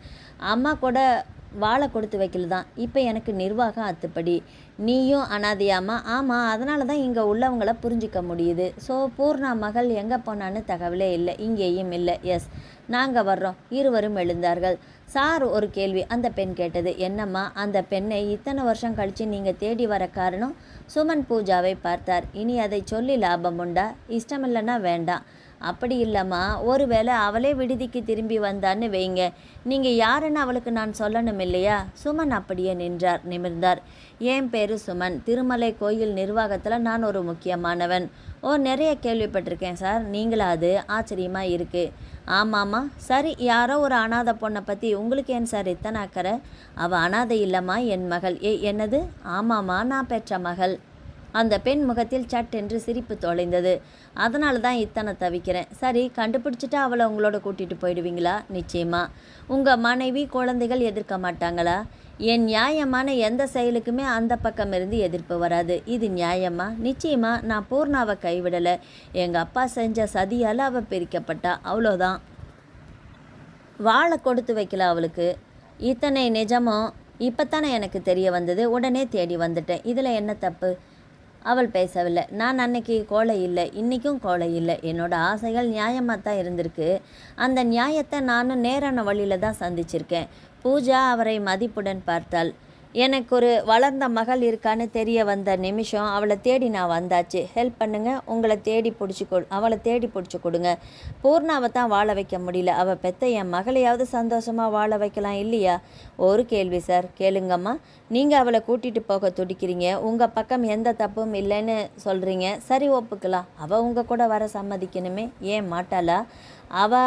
அவளை தானே கேட்கணும். அது அப்படின்னா அவள் இருக்கிற இடம் உனக்கு தெரியுமாம்மா? தெரியும். இப்போவே கூட்டிகிட்டு போறியாம்மா? இல்லை சார், எனக்கு ஒரு நாள் அவகாசம் கொடுங்க. நாளைக்கு நான் நல்ல பதிலாக உங்களுக்கு சொல்கிறேன். சரிம்மா, வர்றோம். உன் பேர் சந்திரிகா. இருவரும் வெளியே வந்தார்கள். என்ன பூஜா இது? காத்திருங்க, அவசரப்பட வேண்டாம். நான் புறப்படுறேன். பூஜா, நாளைக்கு இங்கே வந்து என் மகள் நீ யாருன்னு தெரிஞ்சுக்கிட்டு போகலாம். நீ இல்லை, இனிமேல் நான் இருக்கிறது முறையும் இல்லை. எனக்கு கல்யாணம் முடிஞ்சு குடும்பம்னு ஒன்று இருக்குது. அதை நான் மறந்துடக்கூடாது. அது இல்லைம்மா, நீயே மறக்கணும் அதை. நாளைக்கு என் வாழ்க்கையில் ஒரு மகத்தான நிஜம் வெளிப்பட போகிற நாள். அதை நான் தெரிஞ்சுக்கிட்ட உடனே முதல் வேலையை நானே உன்னை மெட்ராஸில் உன் வீட்டில் கொண்டு போய் விடுறேன். பூஜாவால் பேசவே முடியல. உள்ளே இருந்த பூர்ணா பூஜாவை கெஞ்சி கேட்டு கொண்டிருந்தாள். சரி, நாளைக்கு நிச்சயமாக நான் போகணும், அதில் எந்த சந்தேகமும் இல்லைம்மா. இரவு உணவு முடிந்து பூஜாவுக்கு தனி அறையை ஒதுக்கிய பின்பு தன் அறைக்கு வந்தார் சுமன். அந்த பொண்ணுக்கு வந்த வேலை முடிஞ்சாச்சா? லக்ஷ்மி கேட்டாள். நாளைக்கு முடியும் லக்ஷ்மி, உங்ககிட்ட நான் நிறைய பேசணும். சொல்லுங்க. நீ மனசில் எந்த கீறலும் வச்சுக்க கூடாது. நம்ம தாம்பத்தியம் எப்பவும் போல் இருக்கணும். அதில் ஏன் உங்களுக்கு திடீர்னு சந்தேகம்? இல்லை, கொஞ்சம் முன்னுரை தேவையாக தான் இருக்குது. என்ன செய்கிறது? சரி சொல்லுங்க. சுமன் தெளிவான குரலில் ஆரம்பித்தார். 10க்கு ஆரம்பித்து கதை முடியும் போது நள்ளிரவை தாண்டிவிட்டது. சுமன் எதையுமே விடவில்லை. சகலமும் அவளிடம் கொட்டி தீர்த்து விட்டார். இப்போது அவள் முகத்தை பார்த்தார். அதில் லக்ஷ்மியின் பழைய சிரிப்பில்லை, நிறைய சிந்தனையும் குழப்பமும் இருந்தது. லக்ஷ்மி, படுங்க, நேரம் 1 மணி, கொஞ்சமாவது தூங்கலாம், நாளைக்கு காலையில் எழுந்து பேசிக்கலாம். சரிம்மா. விளக்கை அணைத்து விட்டு படுத்தார்கள். இருவருமே விடிய விடிய உறங்கவில்லை. காலையில் லக்ஷ்மி தான் அவரை எழுப்பினாள். பூஜா தயாராகிவிட்டாள். சுமன் எழுந்து குளித்து தயாராக மேலும் 1 மணி நேரம் பிடித்தது. போகலாமா பூஜா? நான் ரெடி, 1 நிமிஷம். லக்ஷ்மி குரல் கொடுக்க இருவரும் திரும்பினார்கள். நானும் உங்கள் கூட வர்றேன். லக்ஷ்மி, வரக்கூடாதா? அது இல்லை, நீங்கள் உங்கள் மகளை பார்க்க போகிறதா இருந்தால் நான் வரக்கூடாது. இப்போ நம்ம மகளை கூட்டிகிட்டு வர போகிறீங்க. அம்மா, நான் வராமல் எப்படி? சுமன் உடைந்தே போனார். அந்த நொடியில் அவள் கைகளை பிடித்து கொண்டு அழுதே விட்டார். வா லக்ஷ்மி, நீ இல்லாமல் நான் என்ன செஞ்சிருப்ப முடியும்? பூஜா அந்த தம்பதிகளை பெருமிதத்துடன் பார்த்தாள். 3 பேரும் அந்த விடுதிக்கு காலை நேரத்தில் வந்து விட்டார்கள். சந்திரிகா எங்க? வர்ற நேரம்தான், காத்துட்டுருங்க. மூவரும் காத்திருந்தார்கள். 3 பேரிடமும் 3 விதமான டென்ஷன் பரவி கிடக்க அதை அதிகப்படுத்தும் விதமாக சந்திரிகா அரை மணி நேரம் தாமதமாக வந்தாள். மெதுவாக சிரித்தாள். லக்ஷ்மியை சுமன் அறிமுகப்படுத்தி வைத்தார். உங்கள் கணவர் கடந்த காலத்தில் உங்களுக்கு செஞ்ச துரோகத்தை நீங்களும் மன்னிச்சிட்டிங்களா? இல்லைம்மா, அவர் எனக்கு துரோகம் எதுவும் செய்யலை, பூர்ணாவுக்கும் செய்யலை. பெரியவங்க விரிச்ச சதி வலையில் இவர் தெரியாமல் விழுந்துட்டாரு. அது அவர் தப்பு இல்லையே. அவர் எப்போவுமே நியாயமானவர் தான். இப்போ உண்மை தெரிஞ்சதும் மகளை பார்க்க வந்திருக்கிறாரு. அதை என்கிட்ட மறைக்கவும் இல்லை. இந்த ஜென்மத்தில் இல்லை, எந்த ஜென்மத்திலையும் இவர் தான் என் புருஷனாக இருக்கணும்னு அந்த வெங்கடேச பெருமாளை நான் வேண்டிகிட்ருக்கேன். வேண்டாத நாளே இல்லை. அந்த பெண் வாயடைத்து போய் சுமனை பார்த்தாள். சுமன் கலங்கிய கண்களை வேறு பக்கமாக திருப்பி கொண்டார். பூஜா அருகில் வந்தாள். சரி சொல்லுங்க சந்திரிகா, பூர்ணாவோட மகள் எங்க? அவளை பார்க்குற ஆசையில் தானே நாங்களே வந்திருக்கிறோம். அவளை பார்த்து பேசி கூட்டிகிட்டு போக தயாராக இருக்கோம். சந்திரிகா மூவரையுமே பார்த்தாள். பிறந்ததுமே தாயை இழந்த துரதிர்ஷ்டசாலி அந்த பெண். தகப்பன் யாருன்னு தெரியல. எல்லாமே இந்த விடுதியோட அம்மா தான். இந்த விடுதியில் உள்ள மற்ற அனாதைகளோட கலந்து வளர்ந்தவள். அதனால் உறவுகள்னால் அவளுக்கு கசப்பு தான். சுமன் குறுக்கிட்டார். நாங்கள் அவகிட்ட பேசுகிறோமா, எடுத்து சொல்லி புரிய வைக்கிறோமா? அவள் கோபத்துக்கு நாங்கள் காரணமில்லை. உண்மை தெரிஞ்சதும் வந்தாச்சுன்னு பேசுகிறோம். புரிஞ்சுக்க மாட்டாளா? புரிஞ்சுப்பா, அவள் புத்திசாலி தான். ஆனால் உங்கள் கூட அவள் வரமாட்டா. அவளை நீங்கள் கூட்டிகிட்டு வாங்க. ஆனால் நாங்கள் உங்கள் கூட உண்மை தெரிஞ்சதும் வந்தாச்சுன்னு புரிஞ்சிக்க மாட்டாளா? புரிஞ்சுப்பா, அவள் புத்திசாலி தான். ஆனால் உங்கள் கூட வரமாட்டா. அவளை நீங்கள் கூட்டிகிட்டு வாங்க, நாங்கள் புரிய வைக்கிறோம். அம்மா செத்தப்புறம் இந்த அனாதை விடுதியை எடுத்து நடத்துகிற பொறுப்பே அவ தலையில் விழுந்தாச்சு. அனாதையாக பிறந்த பல பேருக்கு அம்மா ஸ்தானத்தில் வாழற ஒரு பாக்கியம் கிடச்சிருக்குது. அது அவ செஞ்ச புண்ணியம். இதை விட சந்தோஷமான வாழ்க்கை அவளுக்கு இல்லை. அதனால் இந்த இல்லத்தை விட்டு அவள் வரமாட்டா. அப்படின்னா நான் தான் பூர்ணாவோட மகள். என்னது? ஆமாம், நேத்திக்கு இதை நான் சொல்ல நினச்சேன். ஆனால் நானும் மனுஷி தானே. அப்பான்னு ஒருத்தர் கிடைச்சப்போ அந்த ஸ்தானம் ஒரு எதிர்காலம் கண் எதிரே காத்துட்டு இருக்கும்போது அந்த வாழ்க்கையில் எனக்கு ஆசை இருக்கான்னு என்ன நானே கேட்டு பிரச்சனையை அலச ஒரு ராத்திரி அவகாசம் எடுத்துக்கிட்டேன். தர்க்க ரீதியாக என் கடந்த காலத்தை, நிகழ்காலத்தை, இனி வரப்போகிற நாட்களை அலசி பார்த்தேன். எனக்கு கிடைச்ச அழுத்தமான பதில் இந்த அனாதை விடுதியில் தான் அமைதியான வாழ்க்கை கிடைக்குங்கிற பதில். மூவரும் அவளையே பார்க்க, அதனால் உங்கள் யார் மேலேயும் எனக்கு வருத்தம் இல்லை, வெறுப்பில்லை. ஆனால் என் வாழ்க்கையில், இப்போ வாழ்கிற இந்த வாழ்க்கையில் ஒரு முழுமை இருக்குது. இதை எங்கள் அம்மாவுக்கு நான் செலுத்துகிற காணிக்கையாக நினச்சிக்கிறேன். சரிதானா? சுமன் அருகில் வந்தார். அவள் கைகளை சேர்த்து பிடித்து கொண்டார். வெல்டன் சந்திரிகா, நீ என் கூட வர வேண்டாம். உன்னை மகளாக அடைஞ்சதுக்கு நான் தான் பெருமைப்படுறேன். இந்த விடுதிக்காக நான் என்ன வேணும்னாலும் செய்கிறேன். உன்னை நேரம் கிடைக்கும்போது நாங்கள் வந்து பார்த்துக்க அனுமதி தருவியா? நிச்சயமாக, நீங்கள் எப்போ வேணாலும் வரலாம். பூஜா அருகில் வந்தாள். சந்திரிகாவின் கைகளை பிடித்து கொண்டாள். போன ஜென்மத்தில் இவளின் அம்மா நான், என் மகள். சந்திரிகாவை கட்டி தழுவி முத்தமிட்டாள். நீங்க யாரு, ஏன் உணர்ச்சி வசப்படுறீங்க? சுமன் குறுக்கிட்டார். உன்ன மாதிரி ஒரு நல்ல பெண்ணை பார்த்த பூரிப்பு பூஜாவுக்கு இல்லையாம்மா? ஆமாம். போகலாம் வாங்க. மூவரும் வீட்டுக்கு வந்து விட்டார்கள். பெரிய ஒரு அலை ஓய்ந்து விட்டது. அப்போ நான் புறப்படுறேன். பூஜா தயாரானாள். லக்ஷ்மி உள்ளே போய் ஒரு சேலை ரவிக்கையுடன் தாம்பாலம் கொண்டு வந்தாள். பூஜா அதை வாங்கி கொண்டாள். பூஜா, உங்ககிட்ட ஒரு நிமிஷம் நான் பேசணும். சொல்லுங்க. சுமன் ஒரு நிமிடம் அவளை பார்த்துவிட்டு ஆரம்பித்தார். நீ உடனே மறக்க வேண்டியது உன் போன ஜென்மத்தை. என்ன சொல்கிறீங்க? அதை நீ மறக்கலைன்னா உன் வாழ்க்கையில் அமைதி நிச்சயமாக கெட்டு போயிடும். இப்போ நீ மிஸ்டர் வசந்தோட மனைவி. அதுதான் உன் வாழ்க்கை, அதுதான் நிரந்தரம், அது மட்டும்தான் உன் வாழ்க்கையில் இருக்கணும். அவள் மௌனமாக இருக்க, அதனால் தயவு செஞ்சு இனி திருப்பதி பக்கமே வந்துடாத. இது நம்ம கடைசி சந்திப்பாக இருக்கட்டும். என்னை நீ பார்த்தா தான் அந்த முன் ஜென்மம் ஞாபகம் வந்துக்கிட்டே இருக்கும். லக்ஷ்மி அருகில் வந்தாள். இல்லைங்க, இதில் எனக்கு உடன்பாடில்லை. நம்ம ஏன் பூஜா பார்க்காம இருக்கணும்? திருப்பதிக்கே அவள் வராமல் இருக்க முடியுமா? லக்ஷ்மி, நீ என்ன சொல்கிற? போன ஜென்மத்தில் உங்கள் காதலியாக இருந்தவள் பூர்ணா. பேரு உருவம் எல்லாமே வேற. இது அவளோட இன்னொரு ஜென்மம் தானே. அவள் இல்லை. போன ஜென்மத்தில் காதலியாக இருந்தவள் இந்த ஜென்மத்தில் உங்கள் மகளாக இருக்கக்கூடாதா? லக்ஷ்மி, நான் சொல்கிறது தப்பா பூஜா? பூஜா தாழ மாட்டாமல் லக்ஷ்மியின் நெஞ்சில் சாய்ந்து விசும்பி அழத் தொடங்கினாள். சுமனும் உணர்ச்சிகளை கட்டுப்படுத்தி கொள்ள சிரமப்பட்டார். என்னங்க, புறப்படுங்க. நீங்களும் நானுமா சேர்ந்து நம்ம மகளை கொண்டு போய் அவள் வீட்டில் விட்டுட்டு வரலாம். ஆமாம் லக்ஷ்மி, அதுதான் சரி. 3 பேரும் புறப்பட்டார்கள். அப்போ நாங்கள் புறப்படுறோம். பூஜா கூட குறுகின காலம் பழகினாலுமே எங்களுக்கு ரொம்பவும் பிடிச்சு போச்சு. அவளுக்கு திருப்பதியில் கூட ஒரு அப்பா அம்மாவாக நாங்கள் உண்டுன்னு நீங்களும் ஞாபகம் வச்சுக்கணும். அவளை அழைச்சிட்டு வாங்க மாப்பிள்ள. வசந்த் உற்சாகமாக தலையாட்டினான். அவர்கள் காரில் ஏறி அந்த கார் தெருக்கோடியில் ஒரு புள்ளியாக தேயும் வரை கண்ணீருடன் கையசைத்தபடி நின்றாள் பூஜா. மாமியார் அருகில் வந்தாள். உனக்கு புதுசாக ஒரு அம்மா அப்பாவா? உன் நல்ல குணத்தால் எல்லாரையுமே உன் பக்கம் இழுத்துக்கிற பூஜா. மாமியாரின் கைகளை எடுத்து கண்களில் ஒற்றிக்கொண்டாள். இரவு வேலைகள் முடிந்து சாப்பாடு ஆனது. பாலை காய்ச்சி கையில் எடுத்துக்கொண்டாள். கதவுகளை சரிபார்த்துவிட்டு மற்ற விளக்குகளை அணைத்துவிட்டு பெட்ரூமுக்குள் நுழைந்தாள். கதவை சாத்தினாள். வசந்த் கட்டிலில் படுத்திருந்தான். இந்தாங்க, பாலை குடிங்க. வாங்கி மடக்கென்று குடித்தான். Good night Pooja. அருகில் வந்து உட்கார்ந்தாள். இன்னைக்கு தூங்கக்கூடாது. காதுக்குள் உதடுகளை புதைத்து கொஞ்சலாக சொன்னாள். ஏன்? ஐயா பந்தா பண்ணிக்கிறார் பாரு. ஓகே, தப்பில்லை. இனி நான் சரண்டர். பளிச்சென்று அவனை முத்தமிட்டாள். வசந்த் கிருகிருத்து போனான். இன்னமும் பேசாமல் இருந்தா எப்படி? பூஜா, கோவமா இல்லை ஊடலா? நானே உங்களை ரேப் பண்ண வேண்டி வந்துடும். சொல்லிவிட்டு அவள் படக்கென்று கண்ணடிக்க வசந்த் குசியாகி விட்டான். அடிப்பாவி, உங்ககிட்ட இவ்வளோ சரக்கா? இதுக்கு மேலே உண்டு. பாவம், என் புருஷன் இத்தனை நாளாக விரதம் இருந்தாச்சு. யாகம் முடிஞ்சாச்சு. வரம் கேளு பக்தா, தர்றேன். தருவியா? நிச்சயமா. நாளைக்கு காலையில் குழந்தை வேணும். அவள் அலறினாள். மிரண்டு அடுத்த கூச்சலை வெளியே வர விடாமல் தன் ஆக்கிரமிப்பால் அடக்கினான் வசந்த். நாவல் முடிவடைந்தது.